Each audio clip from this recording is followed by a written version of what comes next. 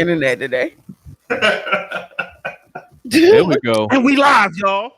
Too much We live. What up? What it? What's up, everybody? It is Intelligently Ratchet Bishop, episode what is that? 135. What are you doing? This is how we doing it. I gotta cover you. Cover your part It's of the your boy. screen. Can you stop that? King Just, what up, Just? I got P9 in the building. We got Keisha in the building. We got Bishop somewhere around here doing his thing. There he goes. What's happening? Nah, man. Bishop over here looking like he's gonna be on a Tribe Called Quest video any minute now. Don't you do that in one of my favorite groups in the whole wide world. You better not do that. No, sir. No, sir. Sorry, man. What's going on, everybody? How's everybody doing, man? As always, make sure you are sharing this to your timeline, to your group pages, everything. We greatly appreciate it. Shout out to everybody that's gonna be watching on Facebook. Shout out to everybody on YouTube. Shout out to all the Ratcheteers out there. Appreciate y'all. Shout out to everybody on Twitch tuning in as well. We appreciate I just hosted it on Twitch. I know how to do that now. There we go. There you go. Shout out to our Twitch family, millions. How y'all doing? You know what I'm saying? Our Twitchians. Twitcheteers. I like that. Twitcheteers. Twitcheteers. Yeah, you know. Twitches. All the Ratcheteers. Or the all the Twitches. Ratcheteers out there. Ratchet Shout out to all Twitches. the Ratcheteers. It's me, Twitches. That's been done already. It's a little late on that one, but it's all good. Mm-hmm. So how's everybody this week, man? How y'all feeling? Tired. Good, man. Good. I was the weekend. My one of my very best friends in the whole wide world moved from Sarasota, Florida here. So Friday I flew down to Sarasota, and Friday night drove from Sarasota to Jacksonville, and then from the next day drove from Jacksonville here because we were going to kind of elongate it through Sunday, but the weather was supposed to be crazy here on Sunday, which it wasn't. It was just raining and cold. Right. But so in less than 24 hours, I drove 740 miles almost. Oh, word. Jeez. Getting it up 95. You know what I mean? There's a couple of cartels that would love your services getting that many miles in. I thought about that when I got home. As soon as I pulled in my driveway, I was like, so I could have been doing this through the whole 90s and made like 80s and 90s and made money. You could have made a lot of money. Could have been. And no thanks. Could have made a lot of money. Shout out to everybody that's in logistics. I'm a mural. I'm a mural. You know what I'm saying? Keystone smash. But nah, man, this is Intelligently Ratchet. You know what I mean? We're just waiting for a couple of other, you know what I mean, some of the later folks to come on in. You know what I'm saying? Come on in. Good evening to y'all. You know what I mean? We got a packed show tonight. Got a whole bunch of crazy stuff to talk about. Yeah, man. So just what you do this week, man. We didn't hear your fantastic stories of Justin Hood. Bro, I've been working, just working, and then trying to do everything to get this space set up. New Specs Media headquarters. Ooh, Intelligently Ratchet. Specs Media headquarters, LLC. Go ahead and put them shell companies out there, Just. You gotta have a holding company for the holding company. You know what I'm saying? To hold it. Hold that. I'll go with a hold, but we hold it. Yeah. Yo, I want to give a shout out. Speaking of like investments and stuff like that, I brought like $92 worth of Bitcoin. You know what I'm saying? That joint is up to 93. Finally. Okay. She jumped all the way down to 76. So I feel like I'm Don't watch it. You're not old enough to watch it every day. Like when my mom, right before she was about to retire, she was watching her stocks and bonds and mutual funds and all that shit. Like multiple times per day, she had a little app on her phone and she would watch it. I was like, if you do not, it's not gonna grow if you watch it. Just like a plant, it's not gonna grow. You take care of it how you're supposed to take care of it and just let it sit there. Hey man, I'm the same way.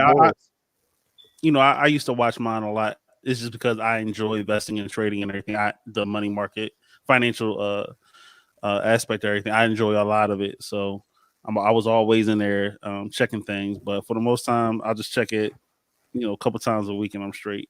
Just depends on what type of trading or something that I'm doing. Yep.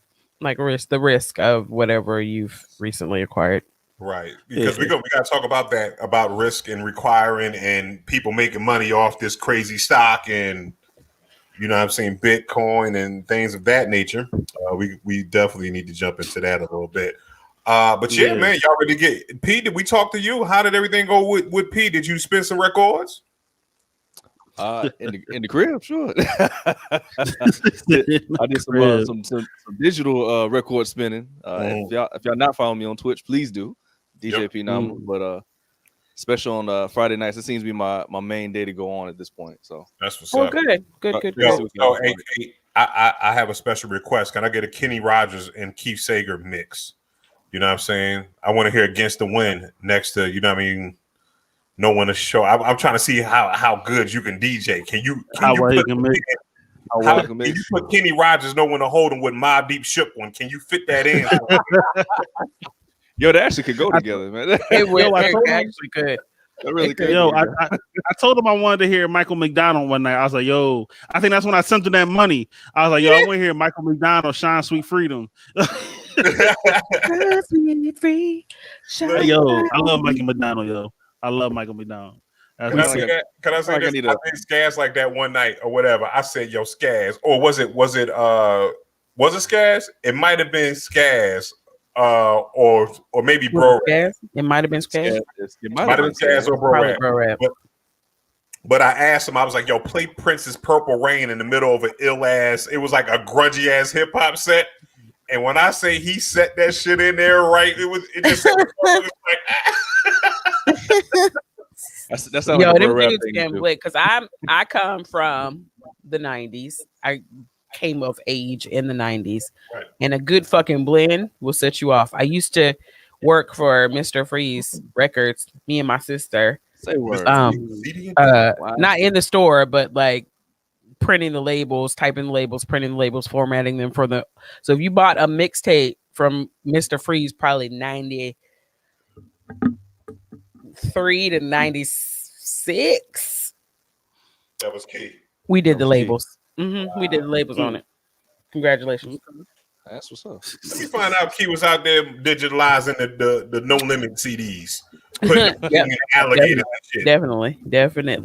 The little sheets in them that gave the songs on the mixtape and all that stuff.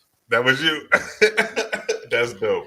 When people look for those instrumental CDs, you would want to print them. You was printing them up. He was like, "Yo, I got you." Printing them. Yep. Man, shout out to CDs and tapes, man. If y'all don't fuck with CDs and tapes, man, CDs. We're in an LP house now. Word. I told you I was moving, and so in Jacksonville, we stopped at my friend's aunt's house, and she was like, "You want this box of records?" I said, "Let me look at it." First record I saw was the whichever Lionel Richie album had "You Are" on it. I was like, "Oh, I'll take them all." My son actually just got a record player for Christmas, so he's been like, I bought him for Christmas. I bought him Tyler the Creator, whichever one's pink, whichever album that is. Igor, yeah, I got him that one, and then I got him some classic album, vintage album. But the ones he got in that box, they were something. Oh, okay, that's what's up. Yo, shout out to our Ratchet checking in. We see Perry, Daniel in the chat. What's up, y'all? Our friends over at Straight to Tape. Just make sure you check them out every Sunday. Well, of course, the quintessential hip hop mom is there as well. But yeah, yo, y'all ready to get into it, man? Yeah, let's get into it. You see, I put on my smart person roll. Oh my goodness. Yo, Okay. Bishop, what's up with the Kmart? So you have So you feeling Ghostface today? I got you. All right. All I need is a big chain. So Ratcheteers, go to my Cash App and y'all chip in and get Bishop Omega a big chain. Just, you know what I'm saying? Any dollar account, 50 cents, you know what I'm saying? Like if by the end of the week, I'll get one of them fake chains out the back of the source with the you know what I'm saying? Or I could get a diamond installed inside of my head. Thank you very much. Oh my goodness. Thank you very much. A big pink one A that big you pink paid diamond for 3 or 4 years to get, and then you had it installed. put in the In my middle of face. your forehead. Don't put diamonds in. That shit's disgusting, yo. And I sent that to my kids, and they were like, "Yo, he's the GOAT." I said, "Don't ever." I don't like. I have one kid that has a couple of piercings. You know, I got my news ring. He got a couple of the earrings. My other son got earrings. I'm okay with that. Their hair's blonde. 2 of them have blonde hair. I'm okay with that. I had that one time. I had that. You would not come in here with a diamond in the middle of your forehead. That's where I have to. Well, the line is drawn before that, but don't ever. No, but you got like to get a diamond in the middle of your forehead. You got to get pierced. You got to be pierced like you. It's kind of like getting a face tattoo for your tattoo. You're not getting a diamond in the middle of your forehead. You know what I mean? That means you didn't. Look at that. Look at he looking like. He looking like the shirt coordinated. I mean, jacket or whatever, and he already has face tattoos. And is that a piercing place? Is that a place where people get pierced? Yeah, I don't know, but this right here, it's the installation. So it's kind of like how people put like the you seen when people put the earrings in their back around. Yeah. Mm-hmm. And then their face. Well, no, for those they start small normally, and then they gradually increase the size of those rings inside their earlobe. Right? What they do? They do an insert. They cut his forehead, right, and then I know how they did it. They just slide it in. It's all right. I'm okay. I'm good on that. Good on that. You win on that one, Uzi. That's just dumb. Oh, but on Twitter they were like, "Yo, son, we're gonna need some receipts for that diamond because we don't believe you. You need more people." Because they said it was like what a few million. What I was like, it's $24 million. Yeah, $4 million. Mm-hmm. Wow. And so they broke it down to the carat, so that's like $1 million a carat. Like we gonna need receipts because your math ain't right. Right. But it is a pink diamond. It's a pink diamond. I mean that diamond. I wouldn't. I don't think he paid $24 million for that shit. Perry said that nigga go get Thanos. He's the meme. He gonna have across his forehead. Yo, that joint. They had him at. You know how Vision was there. They put they superimposed his face over Vision body, and Thanos was pulling the joint out of his head. It was like, yeah, I'm gonna get that, brother. Yo, we going to get that. Who's his boyfriend? I don't know if he likes boys or he might like boys and girls. Oh, okay. I thought what I'm saying. That was gonna say. Yeah, we're not gonna do that. Don't do that. I'm not gonna do that. Okay. We're not gonna do that. I thought because Tyler's gay. Yeah, that's what it is. Tyler's gay. Tyler's bisexual, actually, but yeah. I get him. Jaden Smith. Okay, yeah. No. Got it. Okay. But the kid said that he had Steven Universe. There's a character on Steven Universe that has a jewel in the forehead, and so Steven Universe, the cartoon, has been trending on Twitter as well because everybody had the same joke as soon as the pictures dropped. That's hilarious. That Thanos shit is hilarious. All right, P, you ready to get this show started, good sir? Yeah, man, let's do it. So let's set things up. We're talking music or music stars. And there's a lot of local stars who've been building their name at a venue in this area called Emerge, which unfortunately just as of recently have officially closed their doors. Bishop, did you ever do anything at Emerge? Absolutely. I've hosted probably maybe 10 plus shows at Emerge if I have it correctly. So yeah, man. When I want to say, man, shout out to Emerge, man. It was a dope art space. It was it was a very good home. Like you got the nouveau art, and you still got, because it was in the basement, you still got the grunge. You get the I like that space a lot. Right. And the stage was comfortable. Interesting stuff there. Yeah, you saying the stage was comfortable? It's like the stage was super soft. Like it's the softest stage I've ever been on. You know what I'm saying? It was super comfortable. Well, they had like couches around. It was a nice spot. Their food was pretty good. Their drinks were well priced. Mm-hmm. Like my kid, I'd been there for some stuff, and my kids had been there. Like they had some gaming stuff there, and it was just a good place to be. They sold it to Whiskey Kitchen, which I also like. I love Whiskey Kitchen because they sell whiskey in their kitchen. In their kitchen. So they're Win-win. directly in front of Whiskey Kitchen is like adjacent to where Emerge was. Oh, okay. So I get it. I mean, there was not a lot. It was not a huge space, so they didn't have an outdoor anything, so there wasn't a lot they could do, during the pandemic. They weren't a Right. restaurant, so to speak. So they ain't nobody gonna be like, ooh, I want a turkey sandwich from Emerge. Let me order to carry out. So Right. that's one of those ones that fell to the wayside. But how long had that venue been there? I mean, I think I recognized it like maybe 3 or 4 years ago. That sounds about right. I feel like it's been there maybe 4, at most 5 years.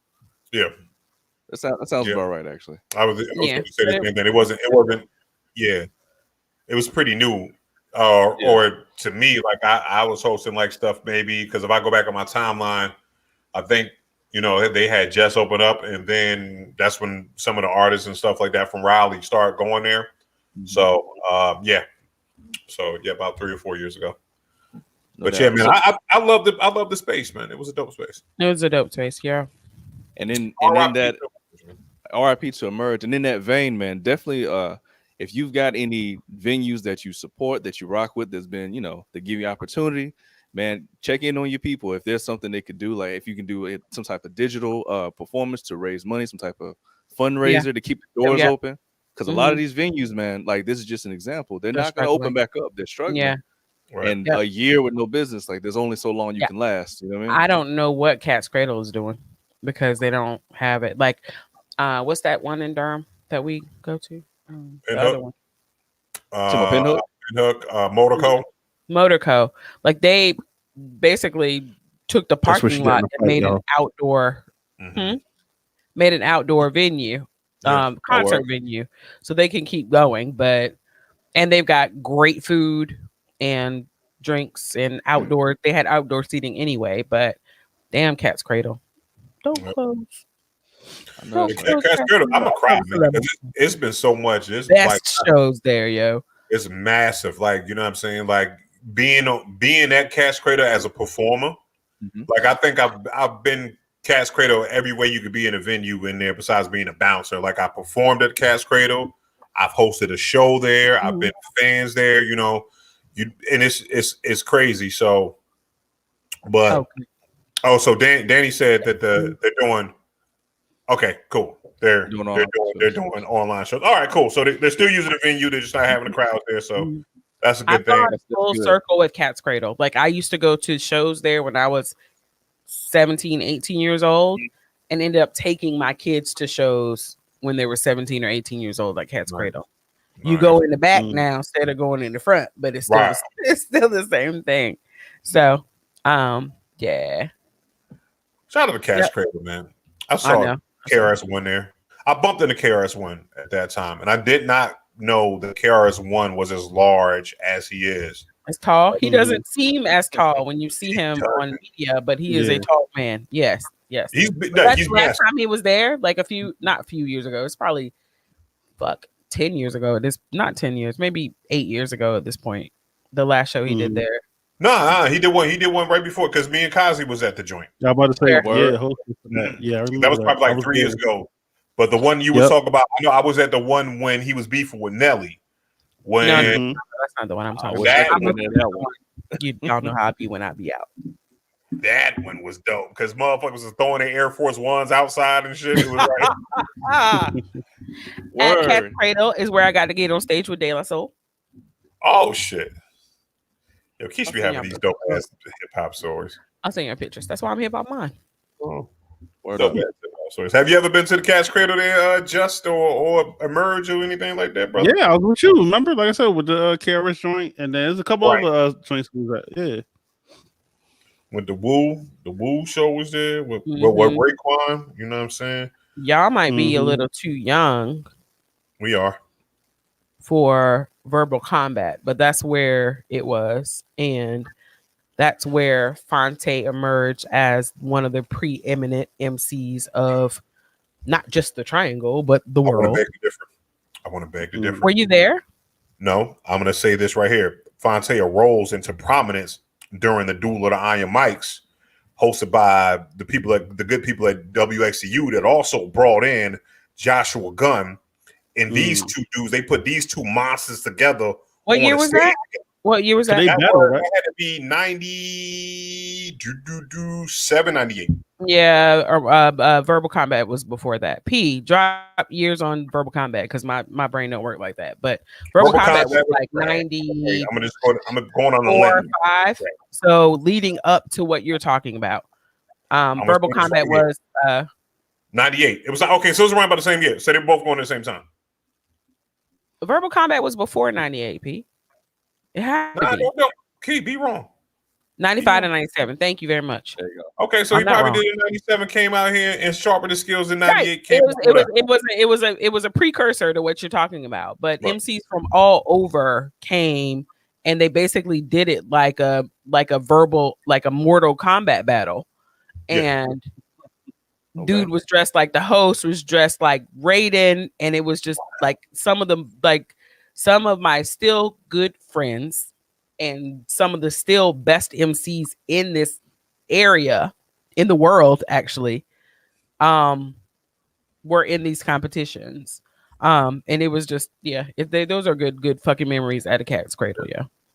Jamar Walker, he dressed like Raiden and he was the host of all of them and would fashion the show like Mortal Kombat. That's a dope concept. I wish I could have seen that.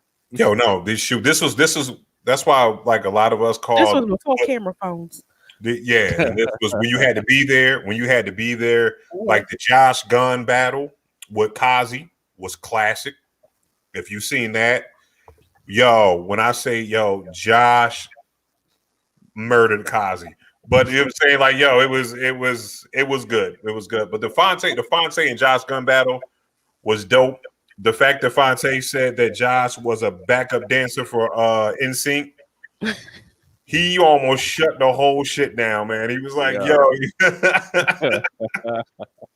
So shout out to that. Some of the craziest lines that came out of that battle. Some of that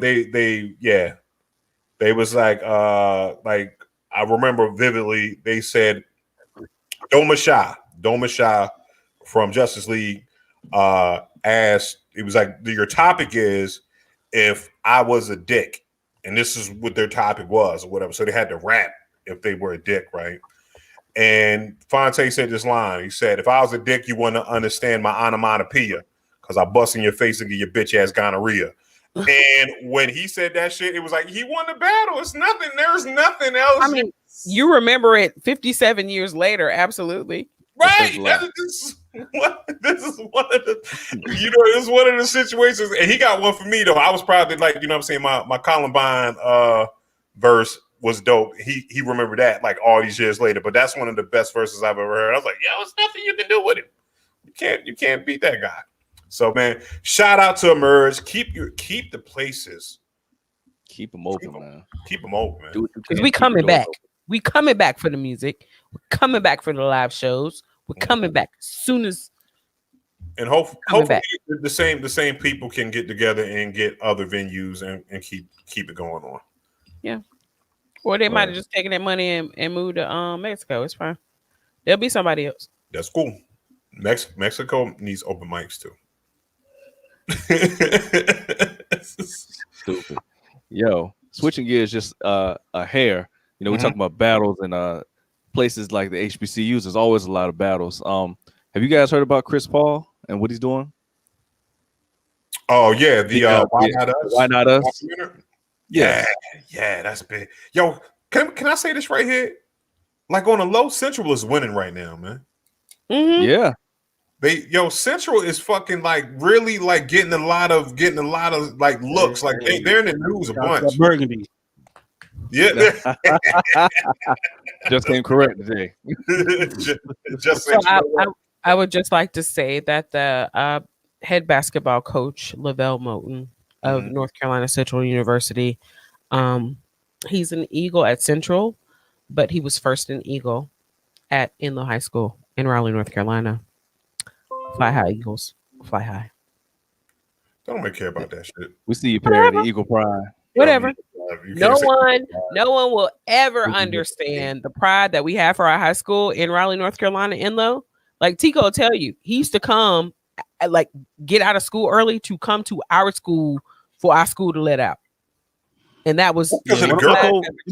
I was about to say the let out. He was there for the girls. Then he was trying to max them. He won't think about your school. Well, yeah, but that's just the testament to there are many others like him, male and female. Everybody wanted to go to Enloe, but they didn't because they couldn't.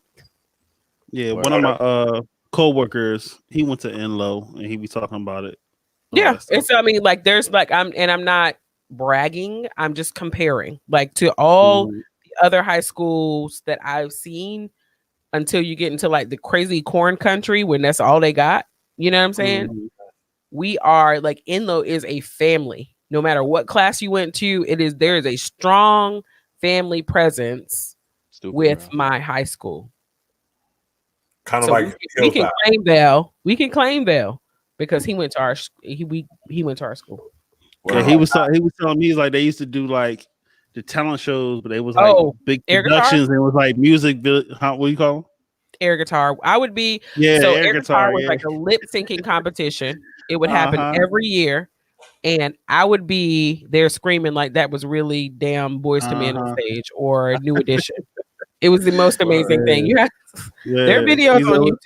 Y'all go to YouTube and search air guitar Enloe, and you'll find the magic. Okay, you'll hear the crowd screaming, like the whole auditorium screaming. Like, people coming up in like limousines and like taking it serious. It was a whole big thing. It was a whole thing for years and years and years and years and years. And then they took it away and then they brought it back. So they were saying it was too out of control.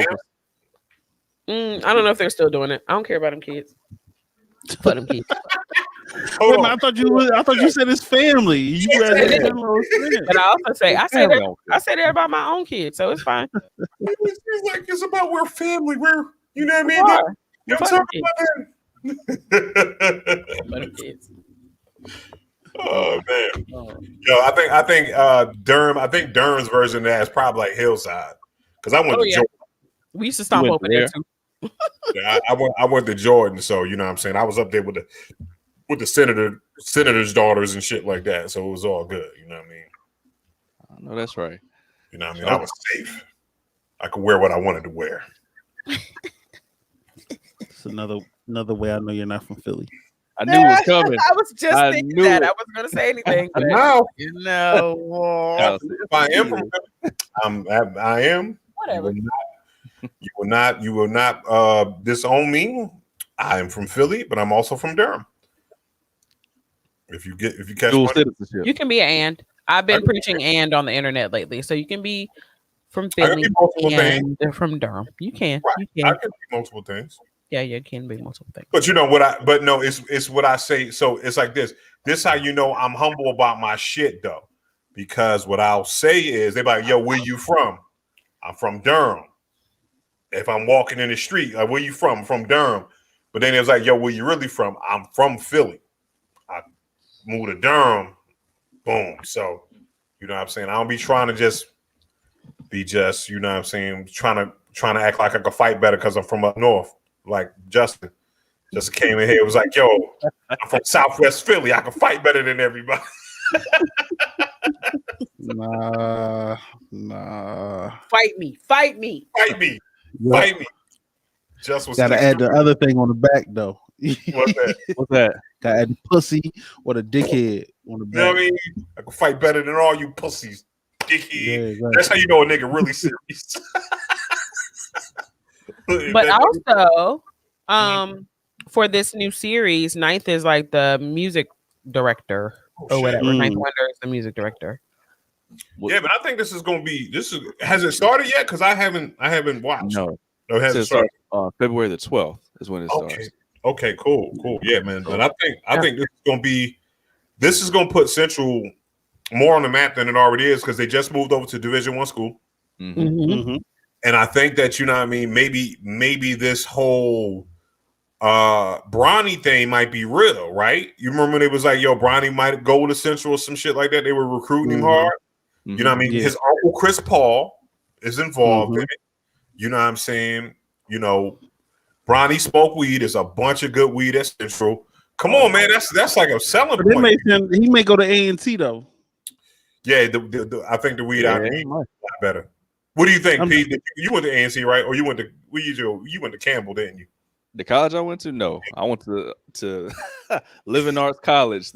Or back then it was known as the School of Communication Arts. It's a trade school. Oh, trade. Okay, cool. Yeah. You need to go to more trade schools and shit like that. You know what I'm saying? For real. Like me, Definitely. Don't be like me and Justin. We're successful without knowing how to read above 5th grade level. God bless. Hey man, whatever makes dreams come true, it don't matter, man. As long as you get to where you're trying to go. Look, only got a GED. Hey, good enough for me. Listen, you know why me and Justin wear glasses? The reason why me and Justin never really needed glasses, we just put the shits on to make us look more intelligent so we can get in certain rooms. That's it. You know what I mean? Oh, he got glasses on. Come on, bring him in. That's what it is. How it works. Exactly. Now look at it. There was always that one chick, one pretty chick, but she was nerdy. She was in the gifted class, so you had to act like you was in the gifted class. you had to put your specs on so you can exactly. You know, had to be studious. You know what I'm saying? All you had to do was dress a little different, and then what we did was we took one of the nerd dudes and we switched our transcripts with the dude, so that way he was in the tough classes. We went to the joint. You know what I'm saying? Like I did a whole dissertation. That's elaborate. Mm-hmm. That's how we did it.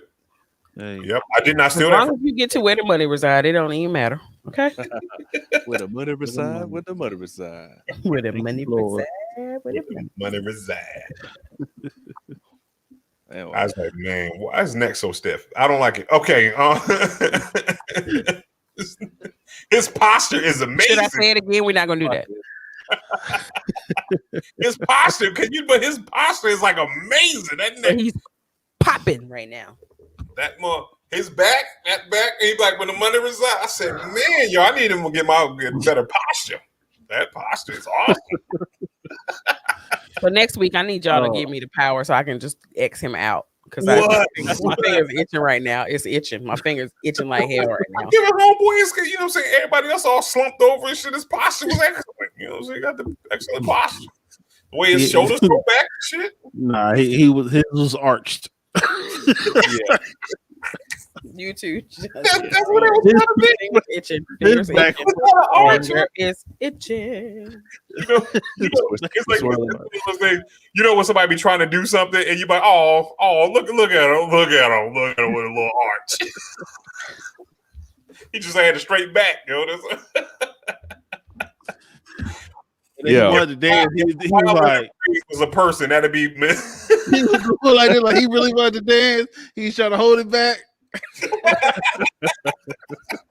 He was just trying to be smooth with it.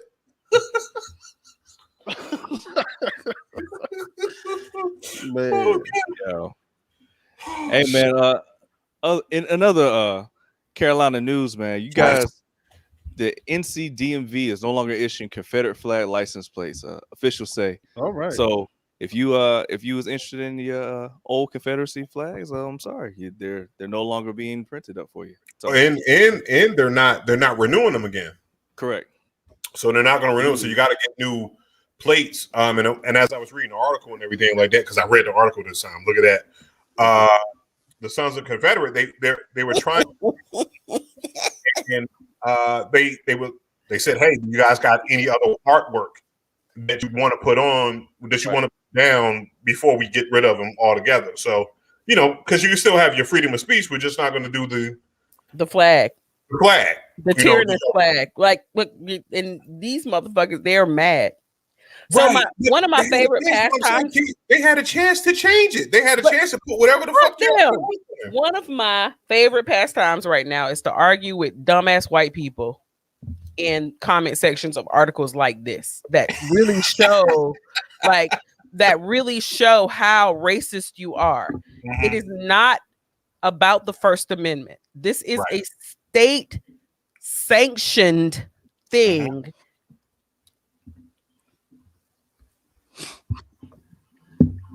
Go ahead, King. I'm trying to get my history lesson together in my head, right?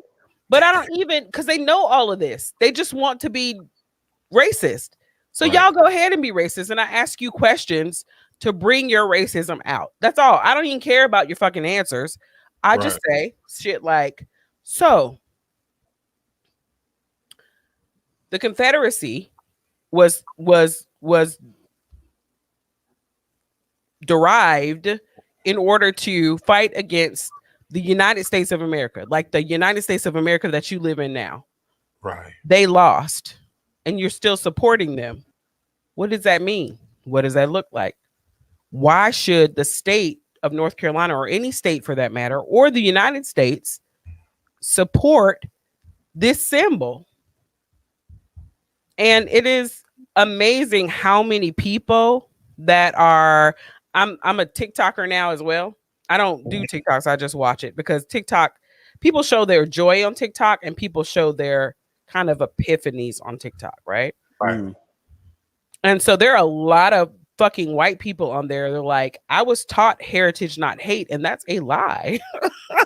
They're like, white people are like telling you that is a lie.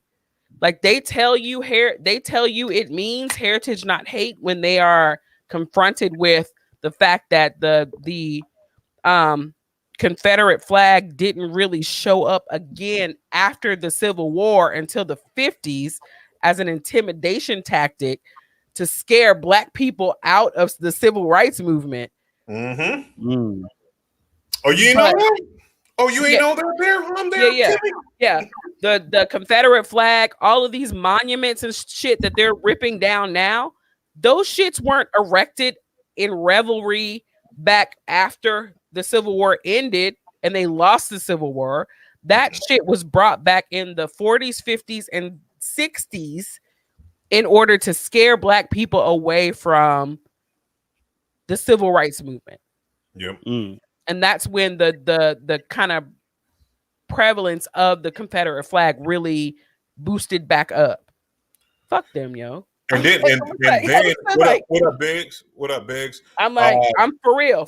It's ignorance, and it's will for ignorance. Like, if you want to have a conversation about shit, I'm all for it, right? Well, hold on, Key. I want to play devil's advocate here, because some of the people came in prevalent off the General Lee too. They were like, oh shit, I like Dukes of Hazzards, I'm gonna rock the same flag they rocked. That's because we were raised in ignorance. But once, like, you know better, you do better. And that's the whole thing, right? You know better, you do better. Our parents didn't really realize when they were going through all they were going through in the 50s and 60s. Like, my mom was born in 1950. So when they were going through all of that shit they were going through, they didn't realize that that's the shit they fed their kids. And nostalgia is one thing, but the state sanctioning the flag of a tyrannous group is a fucking another thing, right? I can watch fucking Dukes of Hazzard, and I might, if it was on TV today, I might still watch it. Right. Because I like Bo Duke. But my state and my state tax dollars going to fund license plates with a Confederate flag on it is a whole different thing. It ain't happening no more. I mean, it's not happening. It shouldn't taking this long. And my thing is this right here. But again, they did try to say, hey, if you guys, since you want to do it, come up with some different artwork, and we'll put that on your license plates. It's not a problem. You know what I'm saying? We just not using the Confederate flag. And they didn't. We want the flag. They want the flag. I mean, they want the flag so bad. You know what I'm saying? And it's just like, okay. It's not even we real. Gave y'all a chance. It's not even real. It's not even a real flag. Nope.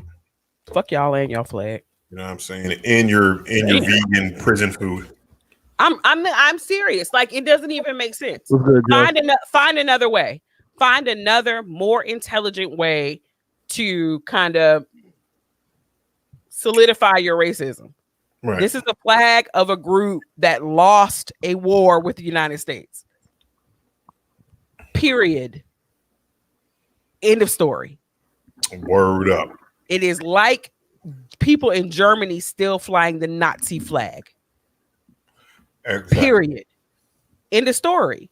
So y'all not gonna sit here and talk to me and convince me nobody, white, black, or other, that it's okay for the state of anywhere to have this flag anywhere as an emblem or on an emblem of the state. Yeah. Not at all. Pete? We'll leave it there, man. No, just gonna let Key have that one. She got it. That's the one she has. She's Fighting people, yo. Fighting people. Why are you doing your hair? Okay, go. I'm hot. Yo. That topic made me made me start sweating a little bit. Listen, so going forward, ladies, we're gonna keep Keisha away from any hot topics worse as racism and Confederacy. She about to die. It's just dumb. It's dumb. It's stupid. And you can be stupid all you want to, but don't try to make the state be stupid too. And don't be mad because you're not like, yes, Perry, hair ain't eating. Hold on. But speaking of, let me stop you there. I'm sorry, Pete. Can I step on your toes real quick? Because this is a perfect transition. Speaking of stupidness in the state, they talking about reopening schools. You know what I'm saying? And wants the teachers to be vaccinated first. Like, come on now. Stop. Roy. So my parents had the vaccine a couple weeks ago. Yeah, like 2 weeks. Last week, my parents had their first shot. They're okay. I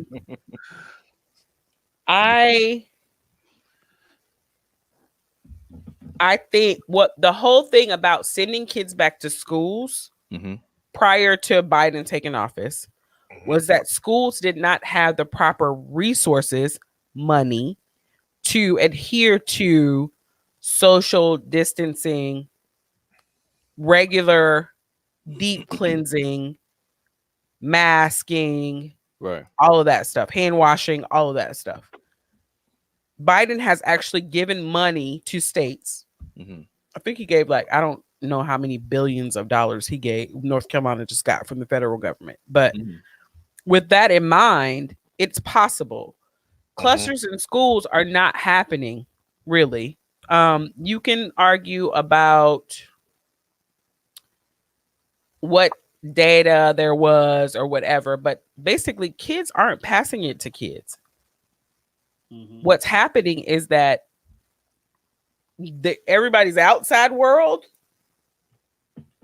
is what's proliferating the virus. So it's a hard decision to make. Like, we all on here probably have the support resources to educate our kids at home via virtual school.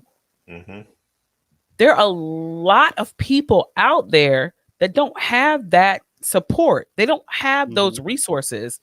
They're not smart enough. Like, they don't get it. They can't teach their kids at home. Teachers are wanting to remain virtual, which is completely understandable. But some kids, and Tika will tell you, you cannot teach them virtually. So now we are a year and some change into this thing, and a year and some change of these kids that were on the edge or behind, that are a whole year and a half almost behind. It's a hard decision to make.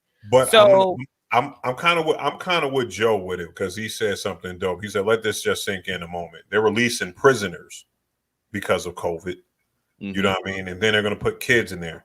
And these are grown prisoners live in cells that are smaller than the room. But what I'm saying is this right here. But at the end of the day, is this right here. Children are going to cough on each other. You know what I'm saying? You know what I mean? Like, you know, because we all got babies here. But children also, when you go out and you see children wear my kid wears a mask in the car with me, and we live in the same house. But guess what? Your kid, what I'm saying, and baby, what I'm saying, I'm not talking about no walking, talking. I can hold a job in a strong conversation with Uncle Bishop kid. I'm talking about, you know what I'm saying? No, kids wear masks. But They not wear but, masks more but than adults wear masks. But what I want to say is this right here. Do I think that we can put this? Can we implement this into maybe middle school or high school? Yes, right. Because you're talking about a child. exactly. You're saying your 17-year-old, a person like me who has a 13-year-old and a 9-year-old, Bishop who has a younger child, P who has younger children. Yeah. We're looking at it as I know my kid is not going to be running around in recess and going to be actively considering thinking They don't about keep the their damn coat on. you know what I'm saying? They don't even keep their coat on. So they're not going to be thinking about, a mask or anything like that. They still, and if we're going to practice social distancing, how are they going to play? Because they're going to want to play tag or soccer or play on the jungle gym or whatever it is that they're going to do. They're going to be doing it together. Right. They're not going to be as cognizant like, okay, we can play, but hey, you stay 6 feet away from me. Right. You know what I'm saying? It's not realistic. But the science also says that kids don't pass it to kids like that. Correct. That's what the science says. So you saying the babies don't pass it, but my thing is right here. But do kids get it? Right. Okay. So kids do not at the rate that adults get it. But listen, I don't care about. No, I'm talking about. Now I'm not talking about rates. I'm talking about do cats get COVID? Yes. Do dogs get COVID? Yes. It may not be at the same rate as the nursing home or anything like that, and it may not be as deadly. But I'm gonna tell you this right here. But what I'm saying is right. What I trust the kids. Okay, I don't trust the damn parents. I don't trust the damn parents that go down. You know what I'm saying? Like P. Nominal need to go to the club and DJ and shit without his mask on. You know what I'm saying? P. Nominal come back with the COVID. He come back and he gonna talk to you. He gonna have his mask on and then gonna pull his mask down and whisper in your ear. Like, you know what I'm saying? Like, I don't want. Hey girl, hey girl, hey girl, sup girl. I don't, you know what I'm saying? I don't need P. Nominal kids giving my kid the COVID. You know what I'm saying? Because he irresponsible. You know what I'm saying? He out here in these streets. I'm out here. Don't play. We joking, but no, you bring up a good point, man. Like Just was alluding to. Like, I got elementary school kids, so I got a kindergarten and a third grader. Like, I'm thinking about how kids play, how they interact, and even on the offset of what you're saying, Keisha, if it's a situation where the kids don't, I guess, catch it, if you will, but they can spread. So, all right, imagine this: the teacher gives the teacher. One of the kids brings it. They've got whatever, what have you. They pass it to my kid, and my kid come home to me. And now I got it, but the kid, my child never fell prey to it, if you will.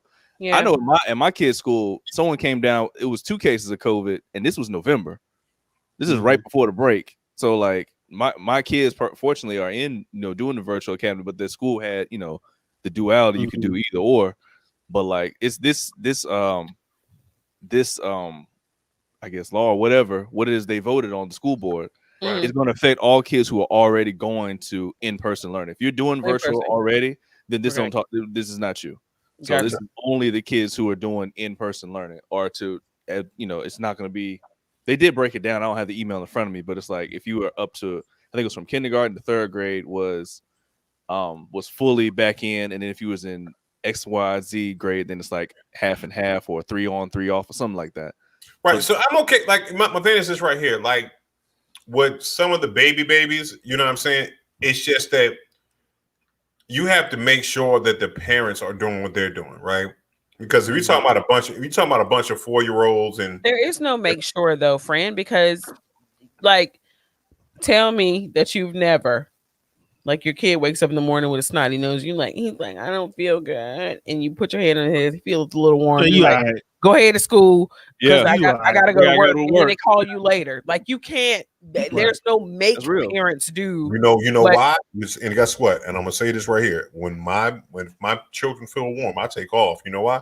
Because I got a good enough job, and I read enough to get motherfuckers. But she's actually supporting. That's what I'm saying. She's supporting what you're saying. So with all of that, what's the solution? How do we get parents back to work and still get kids educated?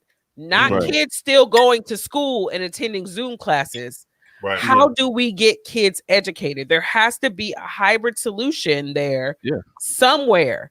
Because I mean, like y'all said, my kids are grown. basically. But I really like on a daily basis, I come across some shit on social media. Like I really don't think I would have moved to Belize by now if I had like three. Like my kids are 15 months and a day apart. So if this was 7 years ago, I wouldn't make it. I wouldn't make it, like for real. So how do we get people in that situation that are not only sick of trying to, and people are angry, right? They feel like they're doing teachers' jobs and teachers still getting paid the same and all that stuff. But look at the whole picture. It is an unprecedented time. How do we still get, what are the solutions or some solutions we can get people back to work regularly and be able to pay their bills timely and get kids educated? I think what we can do is this right here. It's like this. We're going to have to take a slow process, right? So because a lot of people saying my kids not well. What we'll do is this, right? It's okay.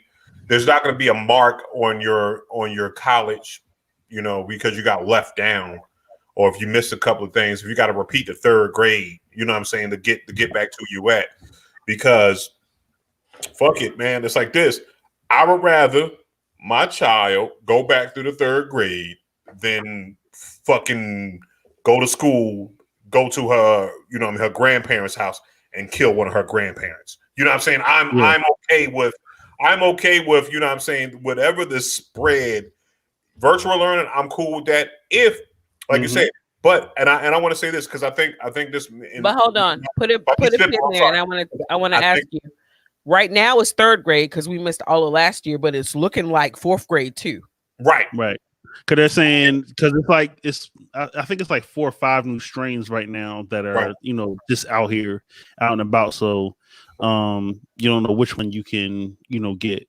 Right. I would say my solution or idea of a solution would be, okay, if we're going to open back up the schools, that's cool, but let's put every single amount of funding back into the schools, which would then be allowed to get more remote locations, so we can have smaller, more separate classrooms that will provide more teachers and then more staff. Those people who aren't working, those administrators, you can get some people that's out of work, but then can now work for the school system in an administration position, or something equivalent to it. You know what I'm saying? Because you're now going to have more students, more teachers. You got more things to worry about. So I would say that if we were going to do something, I would do something like that. And I would be okay with it if they had more smaller remote locations for school. You're right. Hey, I fuck with that, Just.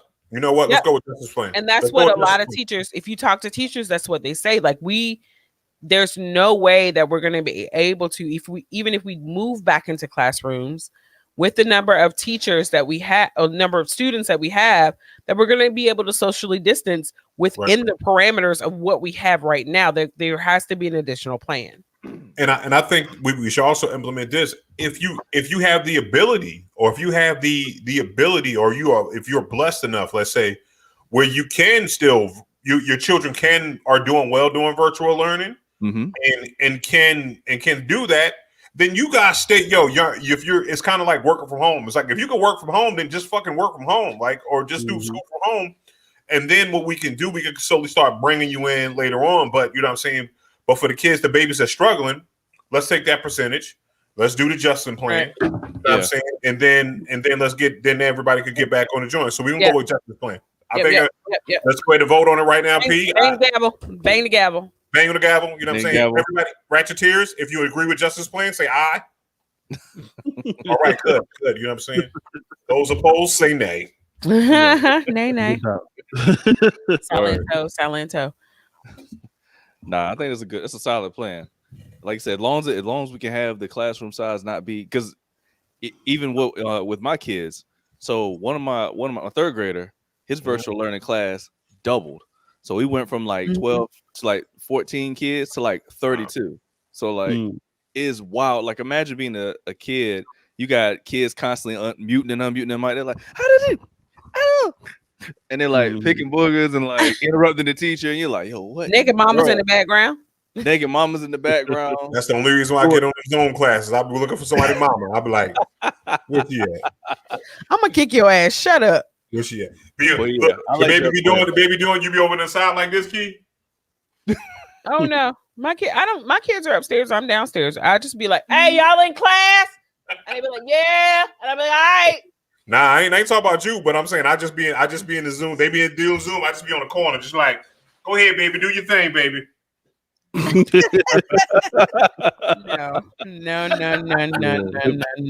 They're like, see what these mamas is at. Can you tell your father to get out of the classroom? Just scoot over just a little further. Thank you. You distracted me. Just see my eye right there. You get an email, your phone goes bloop.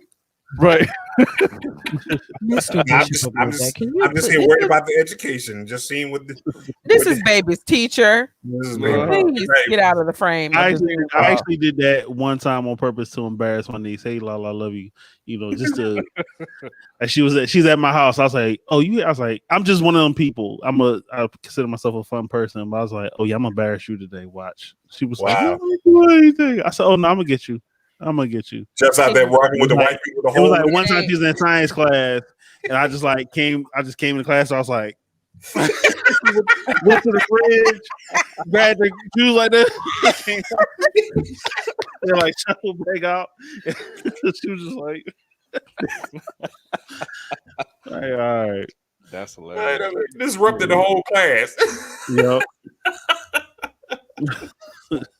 To teach, get your ass out of here. I'm in here trying to teach these atoms, and you was sitting here doing a boogaloo. Yeah. Start singing out of nowhere. Just like, yeah. Hey, Just, that's actually a great transitional point, man. We got to get into some of this Ratchet news, man. Ratchet news. I'm scared. I read it, but let me set the scene for you. I don't remember. Now imagine this: your child's in a Zoom class. They're trying to get their good education, and in the background turns red because someone's doing the silhouette challenge, TikToking in the background.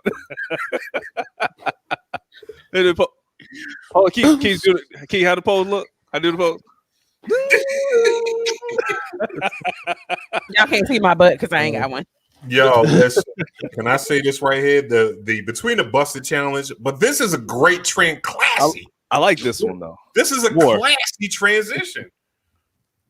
I liked it until the pervy dudes start fucking filtering out the red. If any of y'all, really? They're filtering out the red? Yes. Yeah. What's the hashtag for that? I gotta see it. Oh God. They have y'all.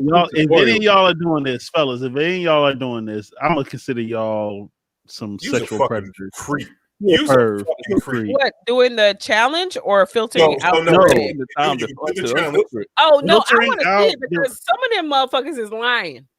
Okay, I saw a bitch get up there and she had a robe on, but she had cankles. Y'all know what cankles are? Yep. Mm-hmm. Okay, so she had cankles, and then all of a sudden, when the light turned red, it was like she had this big old pop booty and like voluptuous legs. No, bitch, you just had cankles when the road. She could have had a body shape. No. That was cankles. You can't body shape. You can't do that with cankles. No, she can't. She can put Ace Bandage on. Tell me that. No, but it's crazy because people are like making YouTube videos on how to remove the red filter. Yeah, and it's like. I don't want to do it myself. I just want to see it done already. I'm lazy. But I really don't. I think it takes away from it. I think it takes the red. The whole situation is to look at that shit and be like, ooh, is that a nipple? Nah, it's not a nipple. That she have, you know what I'm saying?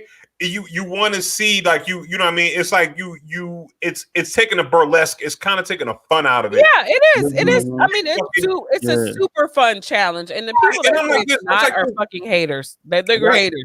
And I want cats to do this right. I want you to do this right. Like, kill yourself if you fucking are taking the time out. Because these young ladies, because you know what I'm saying, I'm one of these people, like, I'm a perv, okay? I'm a perv, but I'm a perv within my rights. Okay? Though. I'm saying. Right. Listen, look at me. Look, I got a robe on right now with this hat on. Listen, in these glasses, I look like a sexual predator right now. Just Just I got the sexual predator costume on. Like if you said, there it is. I'm uncomfortable. I'm uncomfortable. Look, hold on. Let me give you the stare. Hold on. I'm uncomfortable. Hello. I'm uncomfortable. I'm uncomfortable. Don't I look uncomfortable, kid? I look a little bit. You don't give no, you make me uncomfortable. I'm about to go put my robe on though. Bishop. You don't look like a predator right now. You look like cancer. And my name is Bishop.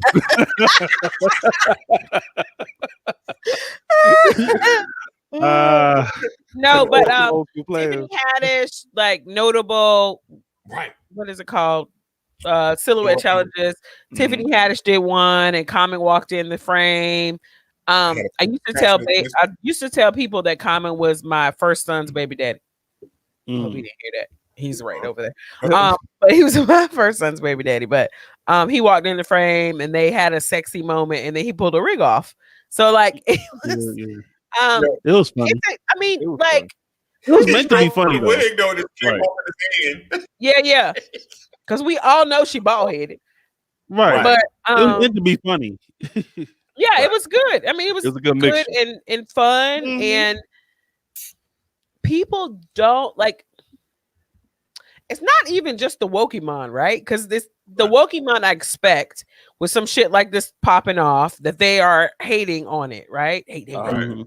But it's so many people that just don't allow for fun and aren't willing to scroll past. So we have to bear the brunt of them commenting on shit that they really didn't want to watch anyway, and it wasn't even worth their time. Like it happens all the time in like at different news sites, right? Like you don't agree with anything this news site ever says, but you're gonna follow it in order to admonish it. Like every single fucking post, So just social media allows you to enjoy the things that you enjoy, be informed by the things you want to be informed by, and move the fuck past those other things. Everything outside of that. If you don't enjoy it and you don't want to be informed by it, then all you have to do is this. Look. That's it. My thing is this, right? But it's like this. It's a fun challenge. You know what I mean? With a bunch of our women out here today that are moving toward being more positive about their bodies now. It's a movement about body positivity. Like you're not supposed to be shaped anyway. So now, you know what I'm saying? And they're showing more skin and everything like that. And we applaud them for it. You know what I'm saying? And it may not always be something that you prefer to look at. But these challenges like that are saying like, no, let women take their sexuality. Oh, it ain't just women, baby. It ain't just women. There's some dudes too. You know what I'm saying? I choose not to look at the dudes with some hands because you know what I mean. If a large PP falls out in the middle of the screen or whatever, then I'm not going to deal with it well. You know what I'm saying? So I'm okay with it. You know what I'm saying? But you have a PP. But listen, you know what I mean? I was going to do one. And just have like a sock and shit. No. I'm not talking about your PP. I'm saying that you saying you don't. Somebody else's PP. Whatever. Right. Let's move on. But if you out there, you body positive and you want because it's for the challenge it's like a burlesque challenge or whatever, and it talks to that and the red light specials and all that stuff, and the silhouettes are dope as hell. And I'm saying that, fellas, you guys, stop being perverts. And fucking, you don't be creeps because what you're gonna do, you're gonna ruin the challenge for everybody else. No, I still want to see him. I'm saying it might have been like it might be because I've seen this in real life. One of my homegirls was gonna do the challenge, and she was like, "Oh no, I'm not gonna do it now because these of the advent." Yep.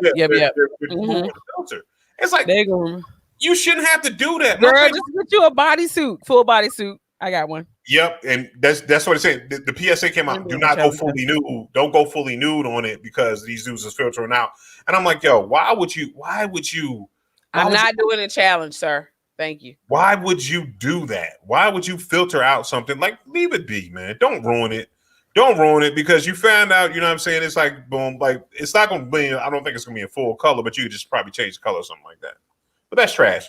freaking trash. But shout out to the Busted Challenge. Shout out to everybody that had participated in the Silhouette Challenge. Ooh. You know what I'm saying? And shout out to Beyonce for inventing it. Beyonce? Yeah, Beyonce was like, she did like a silhouette joint in one of her videos, so which was dope. You know, silhouettes have existed. Silhouettes have existed for a long time. They have not existed before Beyonce. I will not take any other of that history or whatever. I refuse. Damn it, my fingers. I want to be willfully ignorant. Okay. My willful ignorance. You know what I'm saying? So, but yeah, shout out to Tiffany Haddish. I saw some funny ones.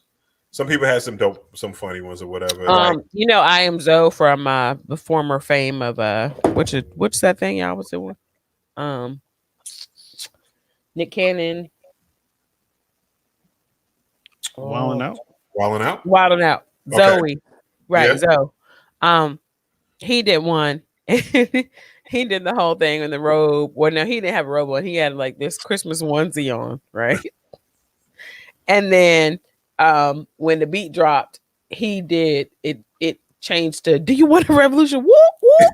Kurt Franklin. He had a bobble in his hand. Oh no! Yo, I watched that this morning, and literally until 12 o'clock, I was singing "Do you want a revolution?" Whoop whoop. The whole morning. That, you know, it's like I've seen some dope ones. I've seen some funny ones. I've seen one where Shorty was about to do it in the bathroom and she turned it off, and then her dad came in just whipping her ass. It was like, yeah. So I mean, it's a chance to be creative, and that's the whole TikTok world for me, right? Me and my sister will like designate, okay, we gonna TikTok for an hour or half an hour, and that means we're sending each other videos back and forth. And in a half an hour, if you frequent TikTok, you know that's a lot of fucking videos. It's it is. They're like 3 seconds long, right? So we send them back and forth and have learned so much about people and their existence and the things that they love and their joy, what brings them joy. And if you don't like it, scroll past or don't do it. Like it's like the shit that I hate the most is for somebody to post something or be doing something, and then that one person be like, "Oh well, I ain't never done this because blah blah blah blah blah." So fucking what? We're having joy here. Right? We're having joy. Exactly. And if that is me in my post, I delete those comments. Like, honestly, I delete them. So if you come on a positive post with some negative shit, then you get deleted. Not you don't get deleted, but the comments gets deleted. Right. I like this. I like to tell people now, don't fact check the joke. Like I have to tell Keith, don't fact check my jokes. Don't fact check the joke. Don't sweat the technique. I understand that I'm making a blanket and ignorant statement. You know what I'm saying about this human condition. I don't care that your aunt went through that or that you went through that, and this is how it really supposed to be. Like I know that there's no when I put a post up and I say, what about the people? Everybody want to get on Section 8. What about the other 7 sections? I know that there's no other 7 sections. You know what I'm saying? You know what I mean? But don't there ain't no other 7 sections. Like, stop it. Kill yourself. You are mentally ill and you need to stop it. Oh, they're mentally ill? They're mentally ill. Because I'm sane enough to see the joke inside of Section 8. I said, what about the other 7 sections? Well, there ain't no list for those. I know it's not a list for those. It's not for the comment. What you're supposed to do, you're supposed to go down a rabbit hole with me.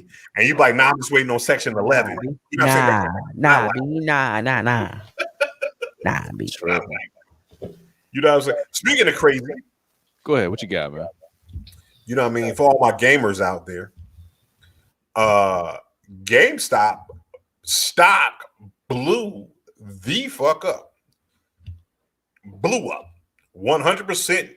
Off of the fact that people just said, you know what, we not ready for game. We don't like what you said about GameStop. So what we're going to do, we're going to put our money where our mouth is, and they blew up GameStop. Yes. So I need y'all to explain to me how. There you go. But like my kids, like we were a GameStop family, And then all of a sudden my kids are like, nah, I got DLC, I got this, I got that, like Amazon, all of that. So to me, the viability of GameStop, like when I thought back on that, when this happened, it's just not there. So explain to Hip Hop Mom what happened to make the stock explode. Okay, so hedge fund investors, either buy or short a stock. And with GameStop, since they didn't have any viability, they were shorting stock, meaning they were making money on it as the price went lower.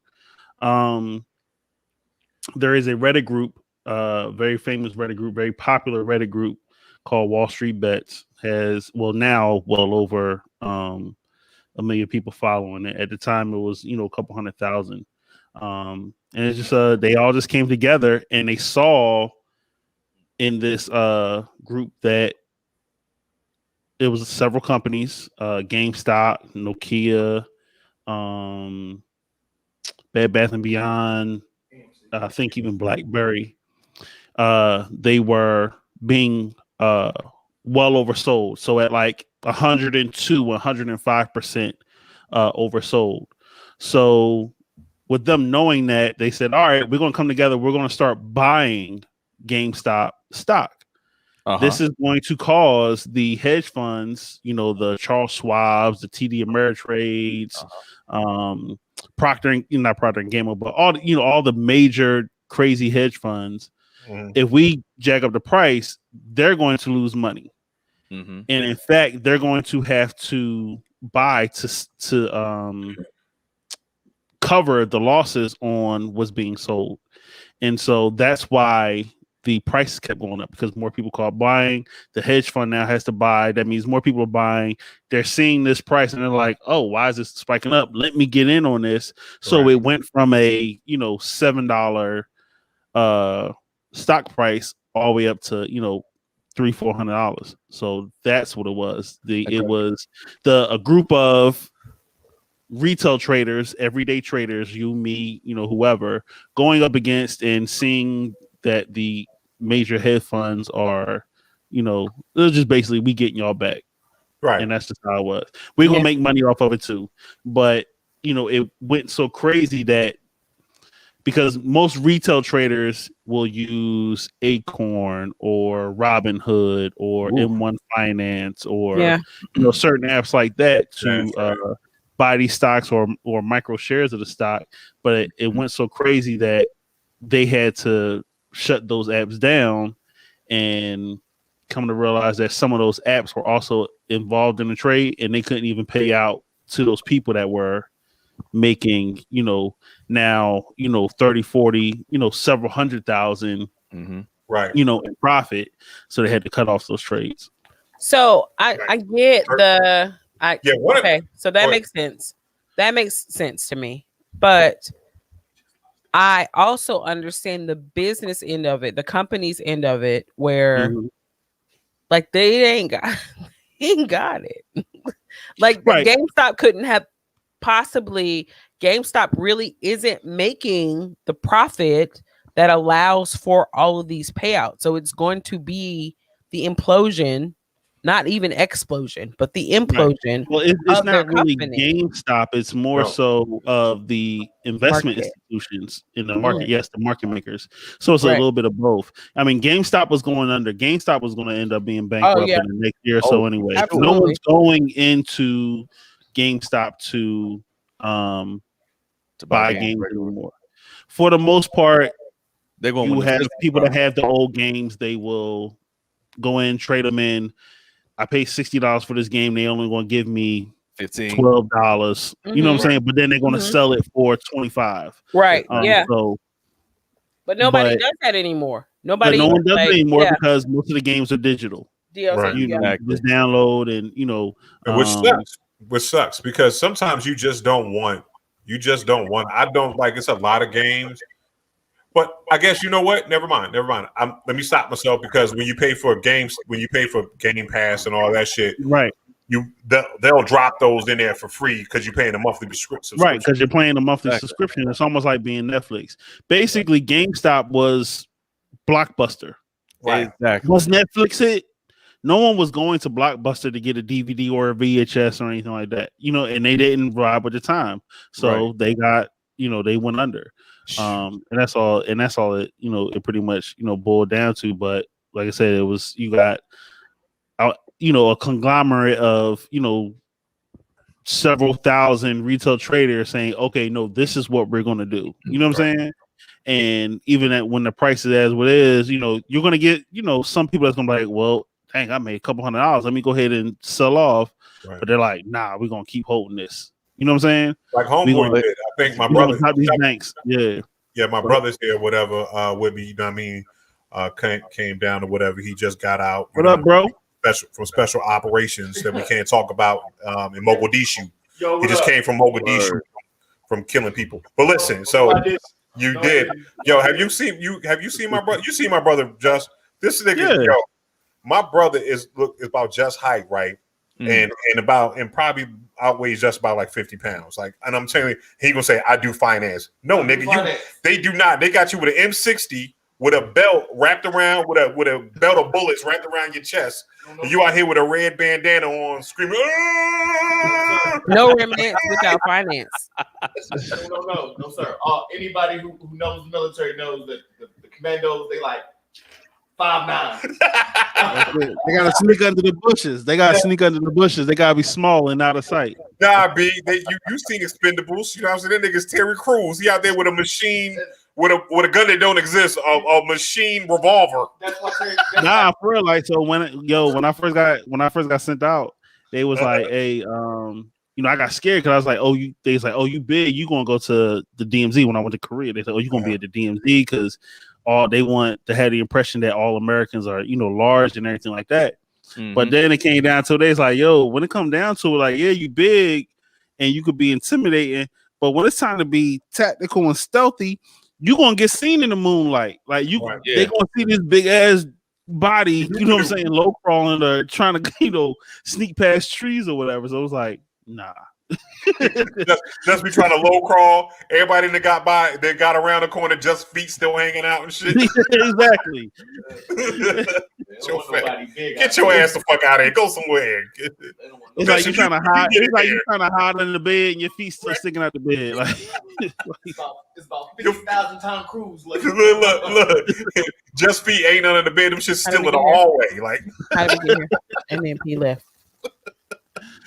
But nah, but back to what Ratchet was saying or whatever. He was just talking about how homeboy that dumped his life savings in the shit. He made what, $13-15 million? The first dude, yeah, he made $13 million. He just lost it. Like, lost it. Wow, craziness. Yeah, the one with the thumb drive. No, it was the dude for the hedge fund. Like, the hedge fund dude. Yeah. So my kid was like, I read an article about a little black boy that got some GameStop stock like last year for his birthday or a year before, and it's like now worth like $3,000, which is a lot for a little boy. And then my son said his friend like invested $40 in GameStop like a few months ago, and it's now worth like $800. So but go ahead and cash that shit out while you can, because the company is not going out. Cash out. Get out. Cash out. It's not. Nope. Right. It's only perceived. So they're trying to hold it. Can y'all hear him? Tell him come on over. He said, "Come on." Yeah. So see, y'all came around the corner. So like, right. If we can't see you, we can't hear you. All right. So what's up, Sheem or whatever? So my homeboys, we kind of in on it a little bit right now too. So we're actually on the forum. The main thing is to get them to hold, because the longer they hold it, the more money they lose on the options. Because it's pretty much payback from what they've done to us. So I don't know if y'all know about Goldman Sachs. When Goldman Sachs and they like rigged the market to make aluminum scarce, so they would like triple get their funding up. So that's pretty much a retaliation of this. But the whole point. GameStop though. So they did it with GameStop, AMC. It was like all these stuff. Entertainment type shit. And it's not on the company to pay you because it's all based off of received wealth. It's the market, so, value. So as long as people say it's worth something, it's the pet rock. It's the pet rock. It's like let's sell the pet rock for $5, but you could just have your own pet rock by going down your driveway. But since it got the packaging on it, it's more than the rock you pick up yourself. Oh yeah, but it's also attached to the bubble we have right now that President Trump created. Because the stock market is so strong, but it's a bubble. It's higher than it's never been before. It is. It's based off of. It's not based off of concrete content. The stock market right now. It's based off of hopes and wishes, which is part of what drives the stock market, but it's not what sustains the stock market. Not at all. So ride the bubble. Please, can I get $1,000 on hopes and wishes? Can you split it Can up? I get $1,000? Would that be high risk or would that be? I would say get in right now because we had 12 years of sustained growth. Okay, so we should only hit 10, and then we should have had a recession. But so in the next 3 years we should hit a horrible recession. But hey, get your money right. You can put it in the bank or put it on your mattress. I mean, either way, it's still gonna be tender. I would buy gold or a silver. Buy gold. Maybe invest in the index fund for the next couple of years, and then but it's somewhere. It ain't going nowhere. Get some aluminum and get all the stuff you need right now. So house and all that stuff you need right now. Let it chill. You can put some of that sand in the sweatshops out there for Nike. You know what I'm saying? Let's go. Yeah, I normally don't purchase. I normally purchase things that I'm really a consumer of. Right. And stuff that pays dividends, meaning that they're going to pay me back for having an equity stake in it. So, so how did Shake Weight go for you? Not good. Okay, cool. I just wanted to just know. Did you really own stock in Shake Weight? No. The Shake Weight. Oh no. That's what you thought. That's how. It had to be Bishop. You know what I'm saying? That's the joke was funny, but the residual was serious. Like I just wanted to make sure you was okay, Fred. It's fine. Nah. So I got these Shake. I don't even know if that company was actually publicly traded. You know what I'm saying? Shake Weight. Oh, but the pillow guy. My pillow guy. Mm-hmm. So he's a Trump supporter. He had been he got deleted from Twitter, and so did his company. Oh wow! Because I guess he was using that platform as well to kind of proliferate conspiracy theories, unproven conspiracy theories. And yesterday, maybe on MSNBC or CNN, he was there, and one of the correspondents just fucking walked off the screen in the middle of the interview and was like, I don't know these people's names because I don't frequent this type of shit. I read my news and from the AP normally, but he just got up. So it's like split screen. It's the hostess. She's on the far side, and then a guy in the middle. He also is works for the company. I couldn't remember if it's CNN or MSNBC. And then the My Pillow guy is on the far side. And he just kept spouting these Trump lost the election. It was stolen from him. Conspiracy theories. And dude was like, I'm not going to keep saying this. And then dude just kept talking. My Pillow guy just kept talking. And dude just got up and walked off camera. Never in my life. In my life. You know what I call that? When you are a sore loser, you're a miserable bitch. And you know who else is a miserable bitch? Wendy Williams. You know what I'm saying? Like, yeah. Good one. I kind of alley-ooped that one to you. I didn't even know it. Thank you, baby. You ain't even know it. You know, let's talk about that. What's going on, brother? With in Wendy Williams news? Fuck Wendy Williams. What? Somebody did.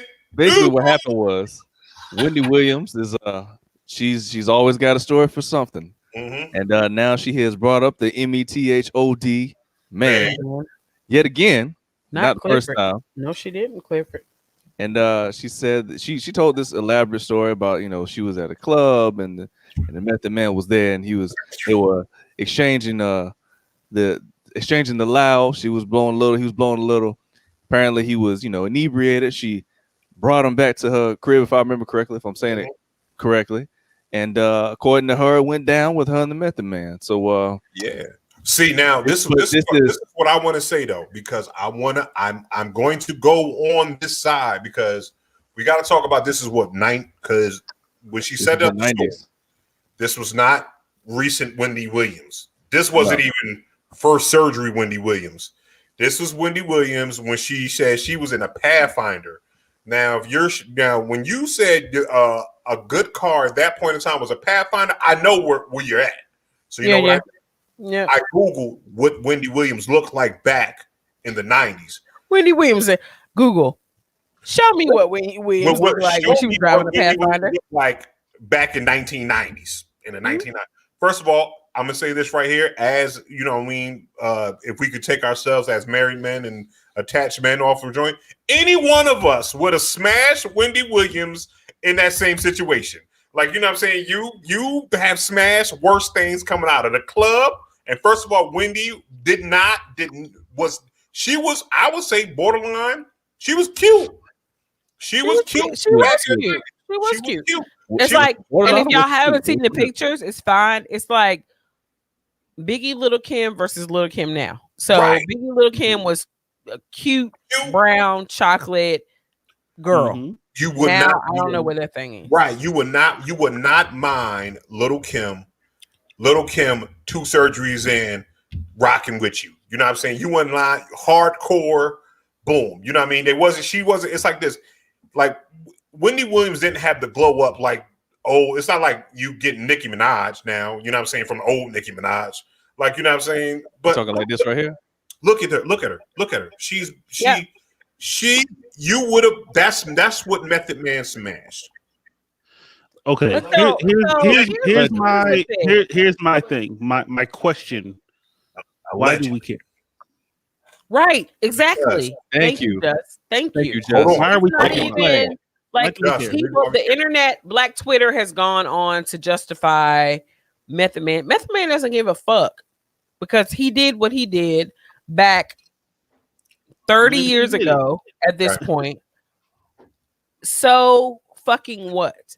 The whole point of this matter is why this bitch, and was it I didn't watch the movie. Did anybody watch the movie? No. I didn't. Is anybody willing to say they watched the movie? I should ask. I didn't even know there was a movie out. Okay, so she has a. I don't even know if it's out yet. It may not be out yet, but she has a Lifetime special coming out, right, about her life. Oh, that's the reason. Yes, exactly. And so I don't even know if this is in the movie, but it's probably not in the movie because Meth would have had to sign off on it being in the movie. Correct. Yeah. But she decided to go ahead and tell this story. I can't even say what I want to say, but yes, you can. Yes, you can. It's the same place. If I talked about a dude I fucked 30 years ago just to bring him up, first of all, you're trash. Why? Trash. Right. Now, at the end of the day, no, I'm not saying why. Why even bring that shit up? Knowing good and well, and if that dude hated me, and I know he hates me because of previous shit I've done to that particular man, again, probably 20 years after we fucked. Right. Why would I even put that out in the atmosphere? Because I'm a bitch. Because I'm a miserable fucking bitch. And no, what it is right here. Like if Stand By Your Man was a person, It is Mrs. Smith in this moment, because we as women, She shut it down. real women, know that our men have pasts. We done been through all of that. Mhm. A true mate, wife, whatever you want to call it, knows that you don't know. Like, I know that you've done stuff. You know that I done stuff. Let's pick this shit up, get it together, and move forward. Him Like, and his first of wife all, have been like, together for years. That's what I'm saying. You talking about Method Man in his 20s. I just got money. Right. Method Man, like Just Method Man, like Wu had just hit. I met Method he Man. he was still smelling the projects. I met Wu-Tang in He was still in the project. 93. When 93 changed to 94. They did a New Year's to New Year's Eve party in Wilmington, North Carolina. Right. And I met them then. This was shortly after then, because they blew up shortly after then. Why even bring that shit up, yo? Because you're miserable. You're miserable. I mean, So the clapback was epic. Absolutely. When I say Method, what happened? Oh, did you not? Yo, Method's wife. I've been out the loop. I've been out the loop this week.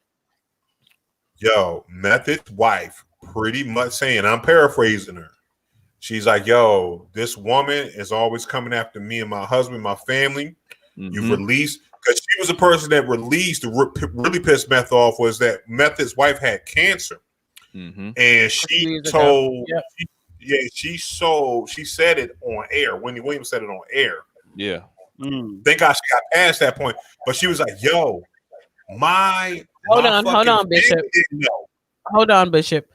Wendy Williams revealed that Method Man's wife had cancer before they were able to tell family and all their family and friends. Right. That's what I'm saying. She was still keeping it under wraps. Right. She revealed that, like, and she was like, and then on top of that, she was like, Wendy Williams talks about people with substance abuse, knowing that she had a substance abuse problem and all that stuff, and everything, like staying in abuse relationships and all that stuff. And Wendy Williams is like this. Like, at the end of the day, is this right here. Wendy Williams is a person with a lot of power, or with a microphone and very low self-esteem. Yep. You know what I'm saying? And what it is, and then they take that, and but at the end of the day, I equate what Wendy Williams did was someone showing me the chick that used to smash in high school. I'm 40 years old. If you are 40 years old and you still talk about Kim from high school, Al Bundy ass bitch. Stop. That don't even count no more. Uncle Rico from Napoleon Dynamite. Right here. I'm not taking any sexual conquest. First of all, if you're one of my homeboys and you got to tell me you smashed or something, I'm not, you know what I mean? Like, what are you telling me that for? I don't need to hear that shit. I assume any pretty woman that one of my homeboys walk with, he smash her. Oh, he knocking that down. Right. Yeah. I'm like, what? Your cousin.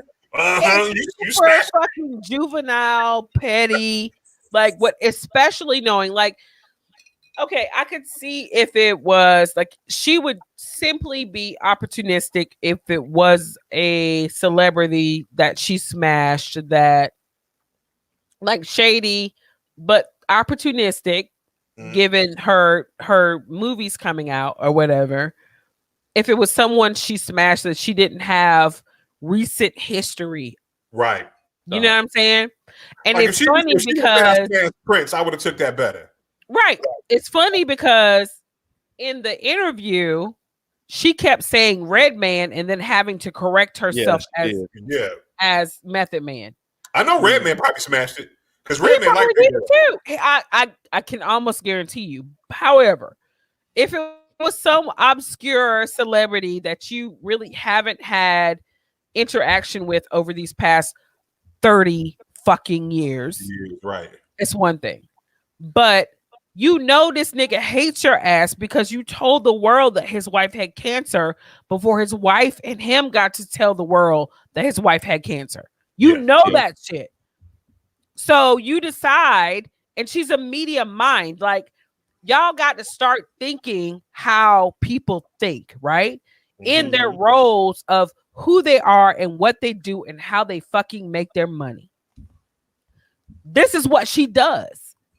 This is her expertise, right? She drums up drama. So stop it. Just stop supporting her bitch ass and we wouldn't be here. But y'all ain't do that when she told everybody that Method Man's wife had cancer. So here we are again. And there you have it. And then we going on. All right. So right. I guess we can piggyback. We got some serious stuff to talk about too, man. I'm just keeping the news you can use. We got Just Bishop. Y'all take this for me, man. So Rihanna is getting at Daniel Cameron for Black History Month video. Have you guys seen what video he posted and what Rihanna had to say as a rebuff to that? She said, "What up, nigga?" That was the fucking "Sup, nigga." Like, word up. That was that. It was like on the tweet. It was the Black History joint and but Rihanna has been like trolling the shit out of him the whole time. Yeah. Like, yo, what's going on? What's going on, young man? When we gonna get these cops locked up? And then he was like, somebody had a sign was like, yo, the cops didn't get charged for killing a black woman, but they got charged for the bullets that missed. And she was like, oh, can you read this with your hollow ass skull? Can you put this inside your hollow ass skull? Like, Rihanna does not like this dude. Like, she hate this nigga like I hate beats. Like, yo, she do not. Yo, I fucking hate beats. You can't give them to me. Pickle can't give me to a sugar. Fuck a beat. Listen, Rihanna is in this nigga ass like hard body. Like, she is coming at me. She with the "what's up, nigga?" Like, it said just 2 words. 2 words. Excellently put. You know what I'm saying? I didn't take the chance to look at the video because he makes me angry. But yeah, man, she's not having it. She's definitely not having it, man. And I think she's gonna keep on holding his bitch ass accountable. You know what I mean? And you know, that's one of those situations where I believe he looked at his career and he picked his position in his career over doing the right thing. Yeah, he's gonna be on the wrong side of history when all this is said. I mean, not even when it's all said and done. Right now, on the wrong side of history, right. Actively. Shout out to the celebrities using their platform properly, man. Being educated and knowing what's going on with the situation and continuing to apply pressure, man. She got millions upon millions of followers on all platforms. Stay on his neck until something happens. Like she's with me. Rihanna is gonna be way more popular than you ever been after your political career is over. Yeah, she's gonna be. Like, Rihanna's the type. Yo, man, she the type that'll come to his funeral, man, and kick the casket over me. I believe that too. Sup, nigga? Like, yo, this is the joint. Hold on, can y'all see this? That's the video. I'll blow you up. Can you blow me up? Yeah. All right, here. Okay, that's the video, and this is Rihanna. Sup, nigga? That's it. Right there. That's the tweet.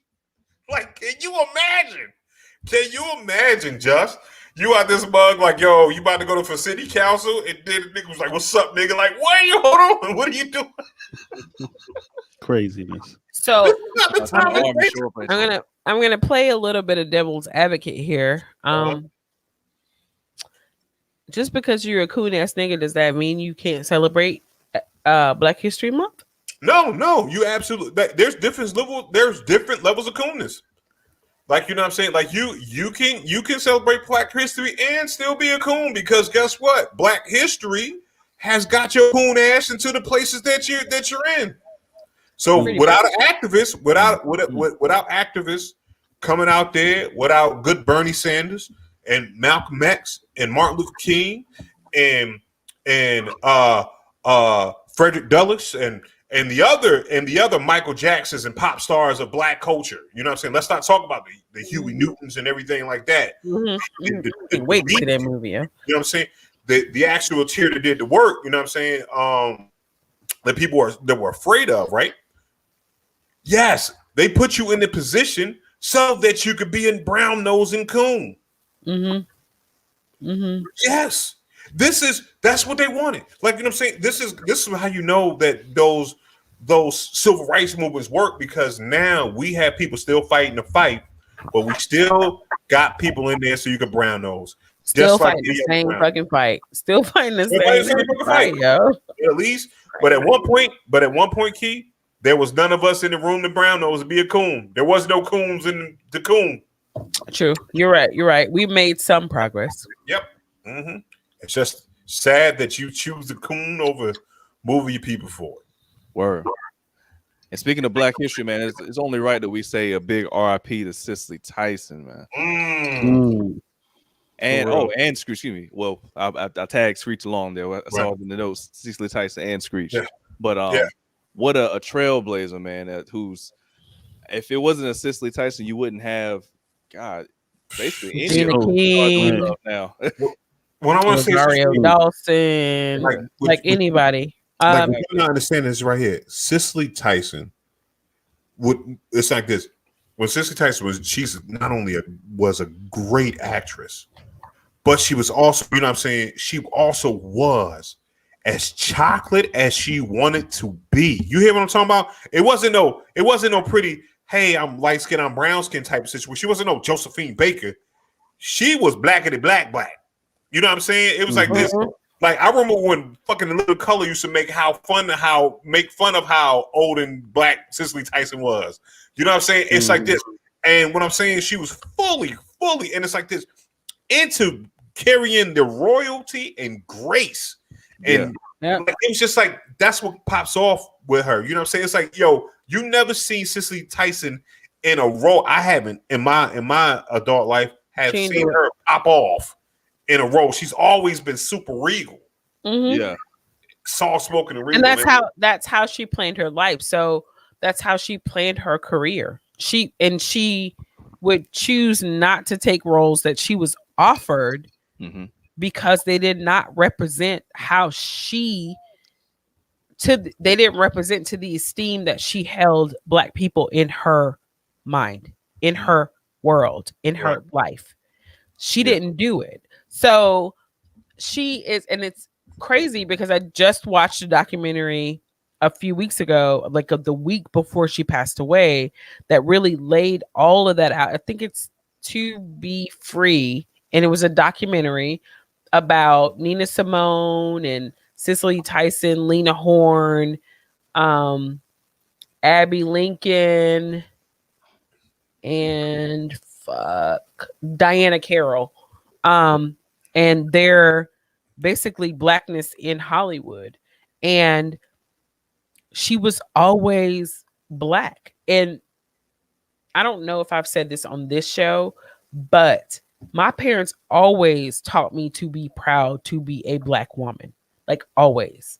There was never any doubt. I never had any question about who I was or what I was supposed to do based on my skin color. Like, never. And she was a sheer example of that. While I admire the role she played as Jane Pittman, I didn't like it because of how she looked. It scared me as a child, kind of. That wrinkly, extra 80s. Yo, do you... that whatever that's called, like, I didn't like it, right? But no, I completely admired it. I don't want to step on your toes real quick, but I noticed that too, because when they put the aging on Black people, it was like we're melting away, right? And when it's obvious that's not what the fuck we do. She didn't look old ever. She never looked that old none of her life. Right. Right. Now, Jane Pittman was probably a few years older than Cicely Tyson was when she passed away in the movie, Right. but still, like we ain't do that, and that's not what I was used to. And the funny thing about it is, like, my mom's family, a lot of them lived to be like a lot of the women lived to be old. And that's not how they look. So I didn't like it, but I didn't like how she looked, but I enjoyed the meaning of the movie and everything. But Cicely Tyson always chose her roles. Her role in Sounder was groundbreaking because it showed Black love in its purest form. Like, that spoke to me, like, even as a child, how her and what is his name? Shit. Somebody help me. Where's Perry? He ain't here no more. But even as, like, it really showed like Black love between a man and a woman, not sexual, but love, like actual love for your spouse and love for your family and love for your children.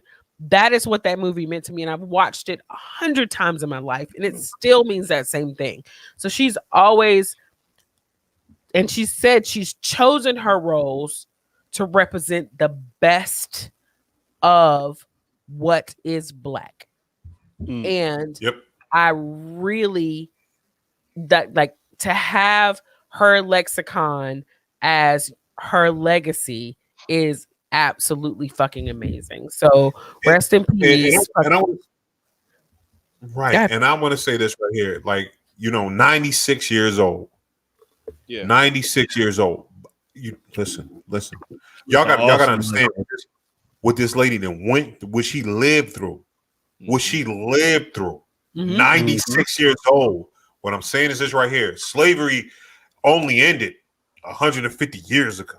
You know what I'm saying? 96 years old. What I'm saying is this right here. The strength that you have to go through life, the shit that she lived through to that point, is like this, is amazing. Because we talking about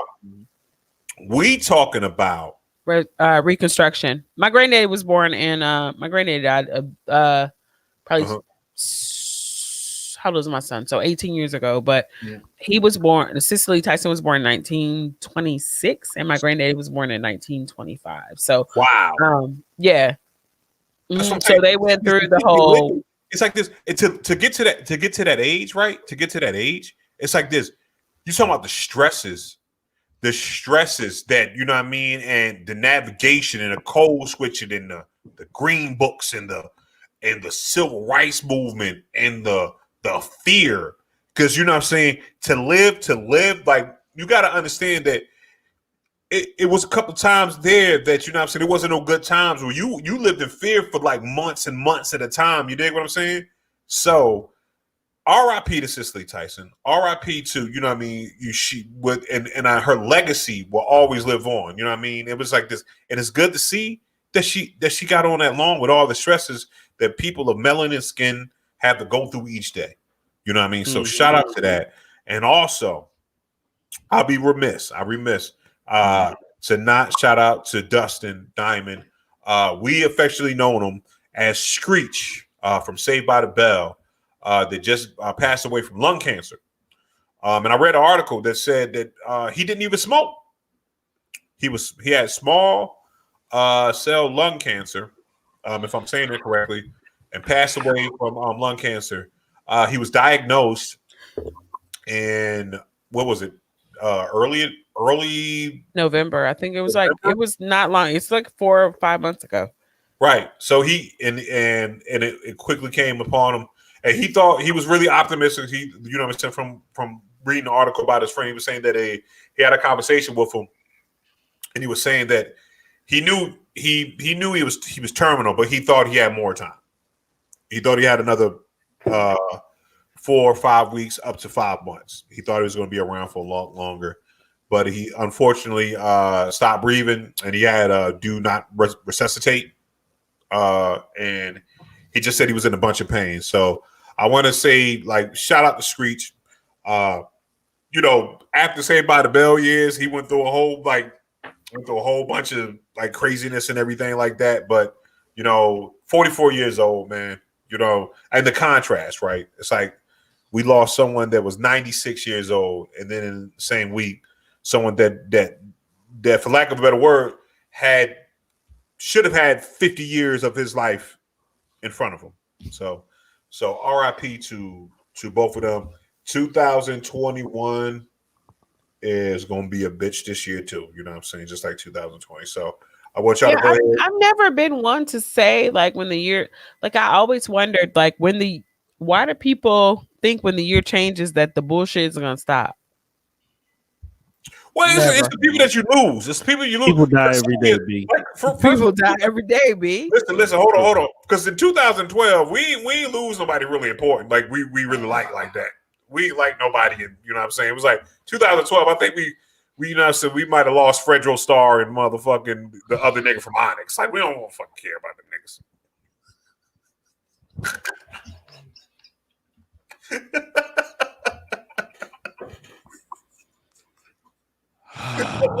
I was on this.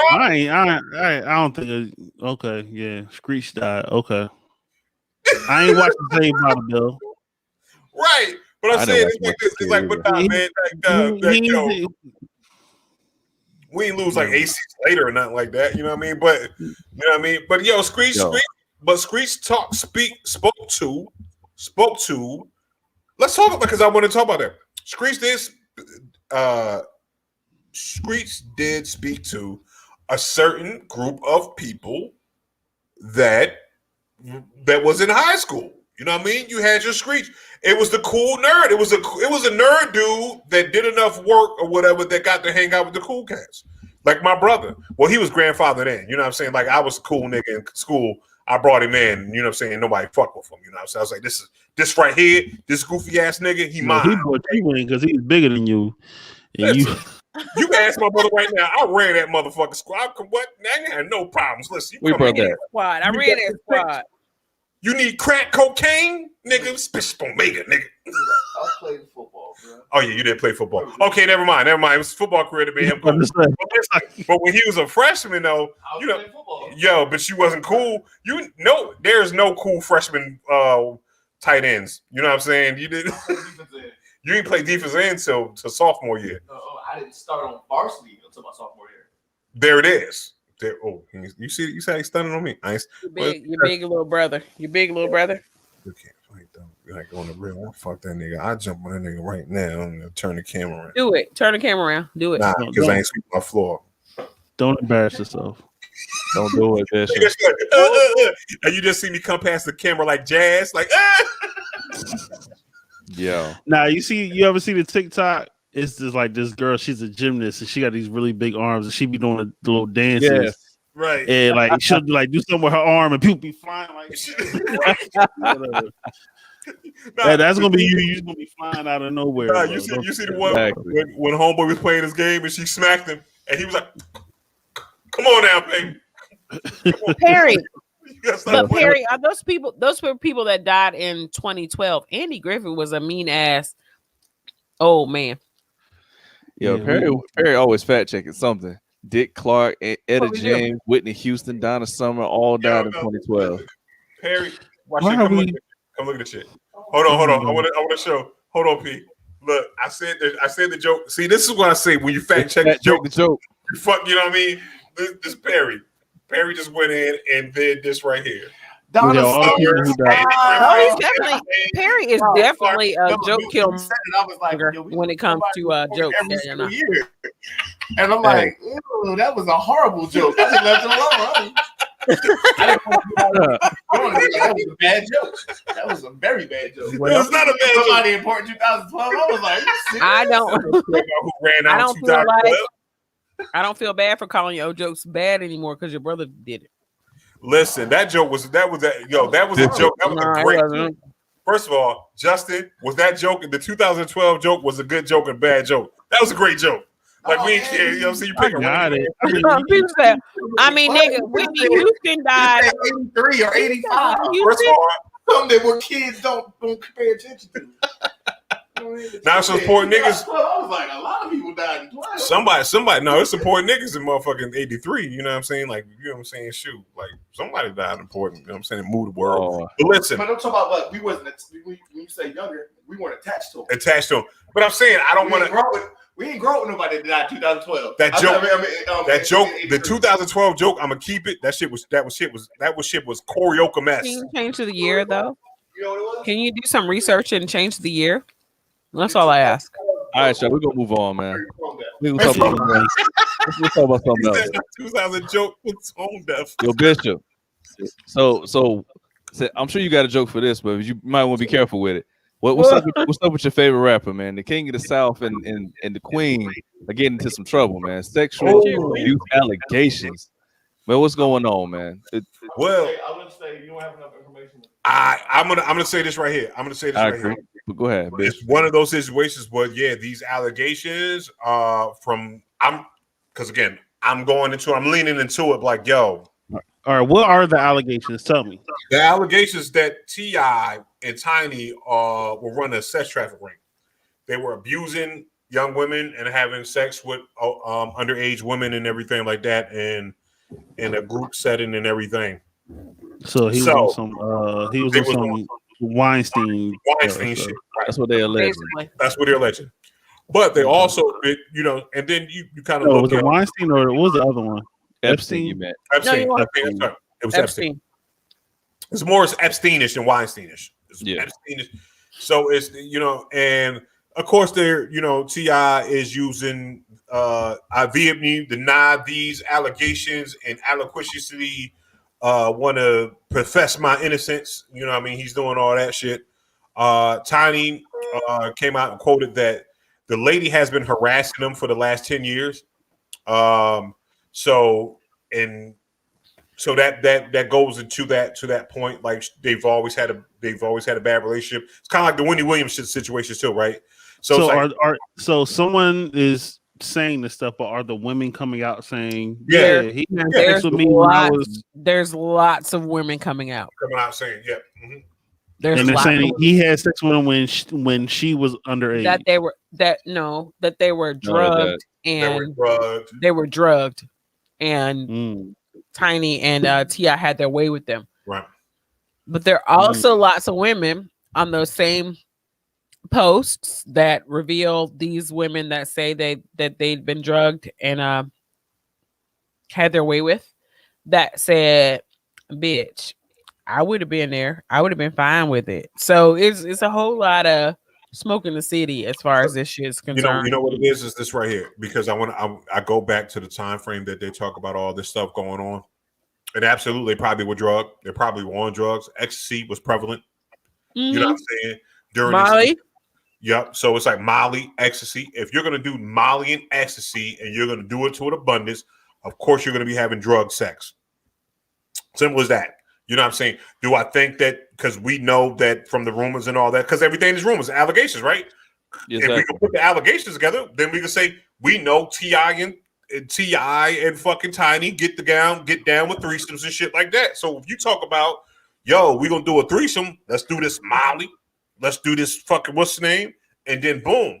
And absolutely, the truth is there, right? Mm-hmm. Now could it be? I'm gonna ask you to dial that. No. I'm saying go ahead. Okay. No, what I'm saying is there means of them being drugged? Absolutely. Because if you're a little bit nervous, this is what I'm saying. It holds credence. It's like if you're a little bit nervous, I'm with T.I. Here, try some of this Molly. T.I. handing you some Molly, you're gonna do the fucking Molly. You know what I'm saying? You like, boom.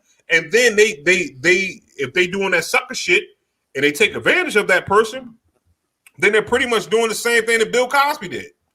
You know what I'm saying? Back in the day, just with the Quaaludes and all that other shit. So it still remains to be the burden of proof, like I said, because I was wrong on Bill Cosby. I was super wrong on Bill Cosby. What did you say about Bill Cosby? I ain't know. I was like, man, come, Bill ain't do that shit. You know what I'm saying? These motherfuckers lying. I was on the motherfucking lying shit. And I'm like, in the 70s? In the 70s, because everybody did drugs in the 70s. I'm saying no. I knew they did the drugs. I just thought they took the drugs willingly. Mm-hmm. So it's like this. It's a difference between me saying, "Here's some Molly," or I'm gonna give you this or whatever to loosen you up, or Hey, it's on the table over there. it's on the table over there. Do what you do. So that's what I'm saying. That's where we at it. It's like, was the drugs on the table and you went over and did what you did, or I say, "Here, take this," and you not knowing what you're consuming, and I put it in a drink. So the long and short of it is, she ain't even know it. Right. So we don't know. So here's my thing. These allegations are not shocking at all. What do you mean when you say that? If I had a daughter and my husband took my daughter to the gynecologist and asked the gynecologist to check my daughter's hymen, she's over 18, right? Mm-hmm. And not only that, but it makes it out into the world. Because you told him. And this nigga talk like he just par for the course. Mm-hmm. That type of shit lends very specific credence. Very specific credence to the type of relationship that we have and the type of bullshit that I'm going to be a party to or be that I'm going to know or be a party to, right? Mm-hmm. So it's not like I'm not saying they did what they said they did, but right now there's only one woman that have actually responded to. There are a whole bunch of other women out there on the internet that said they had these exchanges and it's like a blackout type thing. Right. So it's not. I want you guys to be careful because a lot of times when Black women have these allegations, we make jokes about it because we're comedians, but we make jokes about it because it is part of our culture somehow. Right. I don't know how it got there, but it just is, and it always has been. So I want y'all to be very careful about how you express your ideals about these kind of things when it is truly very valid. If I go into a situation where, like, say we in Atlanta, we all popping, hey, there's a party at Tiny and T.I.'s house. Let's go. I should not end up drugged and fucked by the end of the night without my consent. I don't give a fuck if I went there or not. If I took drugs or not, I should not end up waking up in the morning drugged and fucked without my consent. That's just how shit is. You wouldn't want to be drugged and fucked. And that's the whole thing about the difference with how men feel about this versus women. Right. Like if you went to a party at Tiny and T.I.'s house and you woke up and you had a condom in your ass. Hey, you went to a party, you took drugs. Why couldn't you be drugged and fucked? And you woke up in the next morning. So I just want y'all to be extra thoughtful about how you approach these types of situations and joking about women being in situations they should not be in because they're women. Because they have pussies and y'all fucked pussies. But if it was the other way around, then it would be hell and high water to get justice because you have a condom. You have to pull a condom out of your ass when you wake up in the morning. Does that make sense? Like I'm really trying to make y'all understand that a lot of times we expect the Black woman to be culpable for being trafficked or raped or having, like, I've been drunk plenty of places. Right. But that doesn't mean I deserve to be raped. I don't think that's what I'm not saying, I'm like, I'm not saying you said that at all, but I'm just saying generally overall, as I'm reading through these streams of comments and shit. Oh no, you always that's got the overarching thing, right? She deserved it. My thing is right here. No, like, you know what I'm saying? It's like this. My thing is that I don't want it to be one of these situations where it's like, where it's false reporting. I want that shit to come out because everything got started from someone that they've been beefing with for the last 10 years. And you know what I'm saying? And then it's like this, because we dealing with, if we're dealing with a certain type of culture and everything like that, you know what I'm saying? I don't want these to be a bunch of false reports.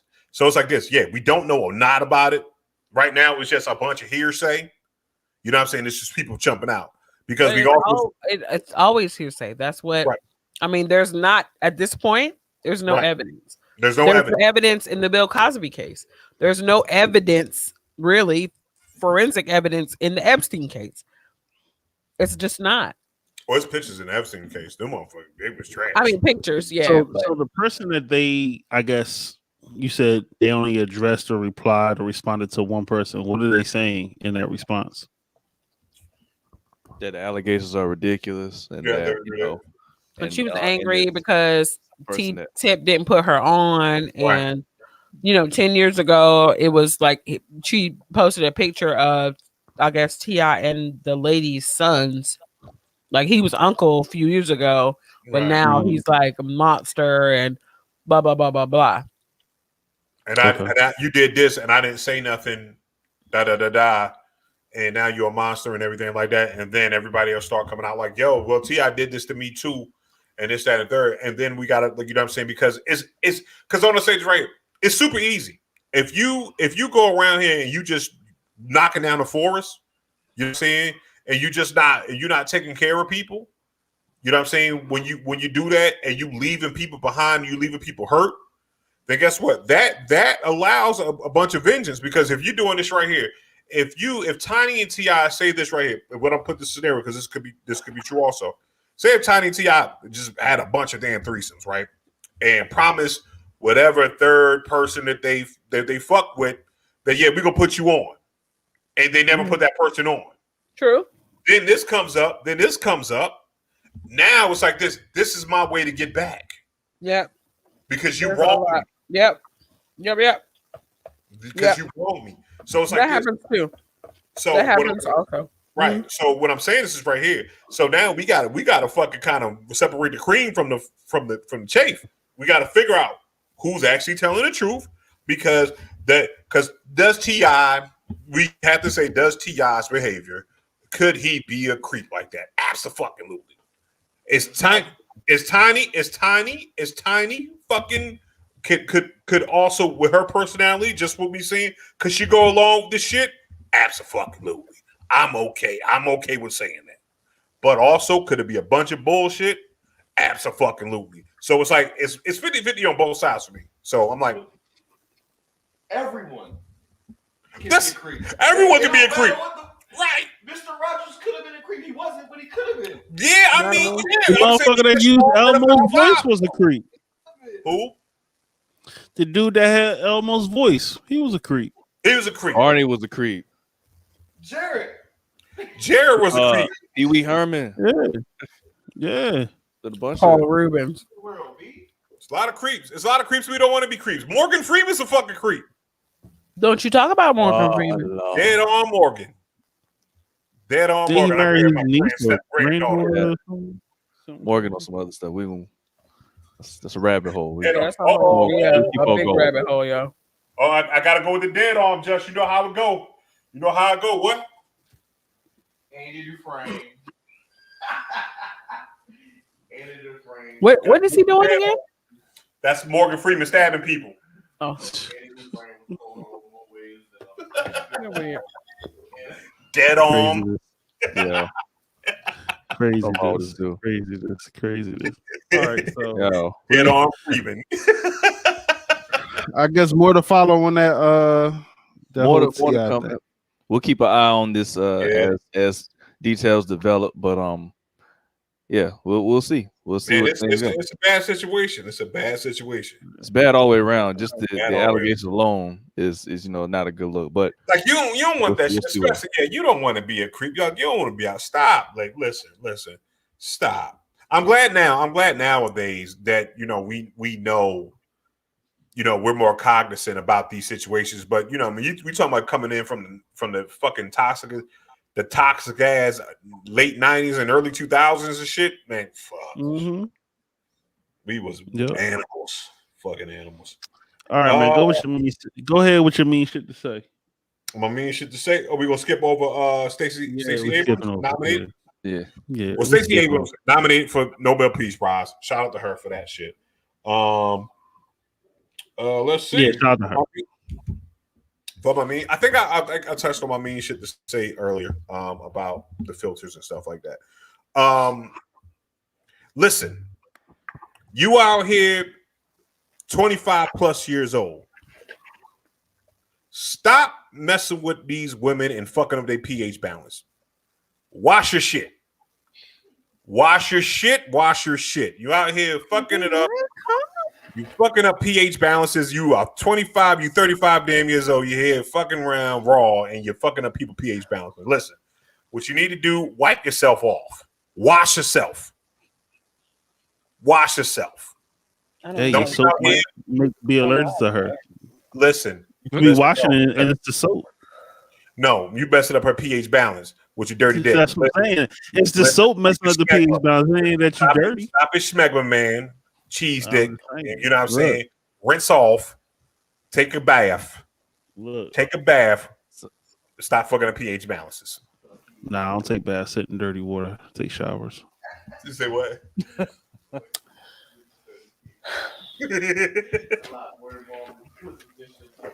Your nasty ass penis. Hey. Lord. Start using a baby wipe beforehand. There you go. I'm sexist. My brother said I was sexist as shit because he was like, "You think that your pH balance? You in there, mother? It's only your dick. Listen. Yes, all your dirty dick. So that kind of cancels the whole show, yo. All right, Key, you got to follow that shit.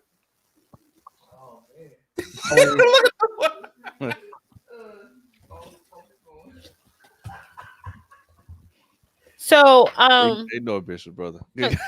Wow. I don't even know what I'm supposed to say at this point, but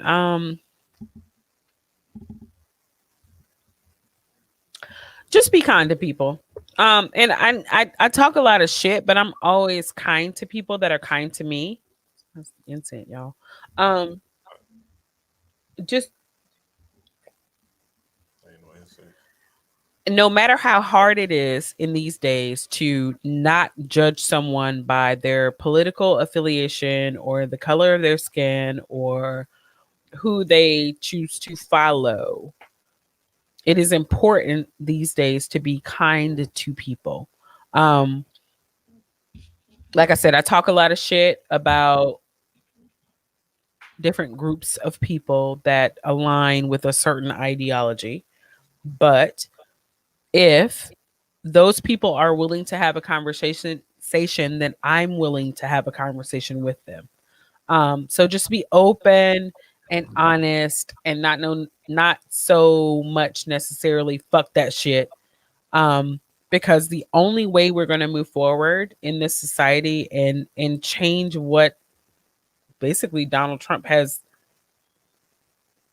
kind of ruined over the past 4 years, and people's racist ideologies have ruined over the previous 8 years to that over the Obama administration, is to have open and honest conversations about our differences and just be okay with being different. Like, I can have a different opinion from you, but if your different opinion means my demise or the demise of my children or my children's children, then it's not a difference of opinion, it's racism. Like, that's just what it is, right? So in this great country that we have built together, be different, but you can't take me out, and I'm not gonna let you. So that's it. Word. Appreciate that, Key. It's not even what was on my paper. Hey, man, sometimes you got to just pull it off the top of your head. Speak from the heart. Yeah. But, yo, this has been a very well-rounded episode of Intelligent Ratchet. We're just going to wrap things up. Bishop, you got any last-minute shout-outs, man?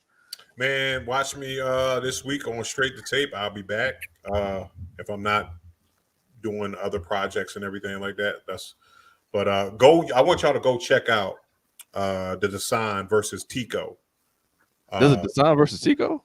Design versus Tico, poem off or whatever. Oh my word. God. Too much. It was Damn pound puppies. I want you to look at that, and then also I want you to go out there and watch me and Josie Mo's battle as Buttercream Jones and Ichabod Soul Train. You can find that on YouTube right now. So the Buttercream Jones, Ichabod Soul Train battle for Durham. I watched those together. There you go. Watch those. I didn't do the Buttercream Jones today. Buttercream. I will. So I'll do it before I get to sleep. I think. King Just. Any shout outs? Anyone you want to? Yeah, as always, shout out to all the Ratcheteers watching on Facebook, YouTube, Twitch. Everybody's listening to the audio. Make sure y'all continue to like and share it, and catch me on Tuesdays 8 p.m. on Paparazzi. Hey, With my homegirl Didi and my boy Adrian, and yeah, that's it. And yo, shout out to Justin and the new Specs Conglomerate Studios. Yeah. Why did you mute my mic on that? You know what? That's messed up, Phenomenal. Never mind. I'm trying to blow you up. I didn't want to give a shout out. You see how I'm trying to get my man Justin. Appreciate it. Trying to blow you up, man. Press the wrong button. My bad, yo. Yeah, making a couple little moves. We're gonna be all right out here. F you, buddy. I still ain't got no pool table. Got all them damn pool balls thing, and that it ain't damn pool table in that motherfucker. You know what?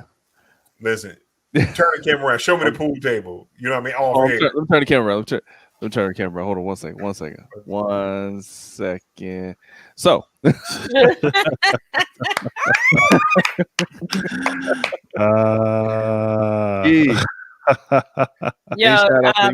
Check me out on Straight to Tape Sundays at 2 p.m. Eastern. We talk good shit on there, just like we talk good shit on here. So if you like that, if you like this, you'll love that. Straight up. All right. So and then do that. Okay. That's how it ends. I don't know Ratchet what part of Intelligent Ratchet. Thank you for choosing us. Come back next. Hey, make sure y'all check out P9 on Twitch, on Instagram. This guy right here. Hold on. Here's Phenomenal. Hold on. There you go. You see him? He Phenomenal? Okay. That's enough of Phenomenal. All right, there it is. Okay, cool. You know what I'm saying? Phenomenal's the Chick-fil-A of DJ level. Yes. You know what I'm saying? So Mr. Chick-fil-A of DJs. Would you stop scratching with P9's thumbnail, please? Hey, one more thing before we go. Make sure, for those of you who have not heard it yet, make sure you check out Kazi. Join Wake Up. Right now we got a limited edition. 1,000 Shades of Black. 1,000 Shades of Black. Crossroads, Wake Up, The Ultimate, lots of other joints on the album. 1,000 Shades of Black. Go down. That's my favorite shit. The lights go down. Yo, when he did that at Beats and Bars. Yo, and when they turned that purple light, that smoke came out. The purple and the green. Oh, what? That's a movie. Shout out to him at De Facto, man. We gotta get De Facto back on the show. It's been a minute. Yeah, word. Yeah, but shout out to Kazi. And shout out to all the Ratcheteers for tuning in across all of our platforms, Twitch, Facebook, YouTube. And we'll see you next week, every Wednesday, 8 p.m. right here on Intelligently Ratchet. And then I'm going to tell y'all one thing. If y'all really want to get sexy, me and Just going to be in the same room next week. Ooh. Ooh. Ooh. Oh, no, the curfew. Fuck curfew. Never mind. Ooh. Ooh. It's about to be crazy. Studio be crazy. Decorations and everything. Couple more cameras. We about to get litty over here, yo. Listen. We about to have a stray monkey running around the crib, yo. It's gonna be something crazy. We're gonna have a stray monkey, like a rescue monkey. Do they have those? Can we finish this off? Like, you know.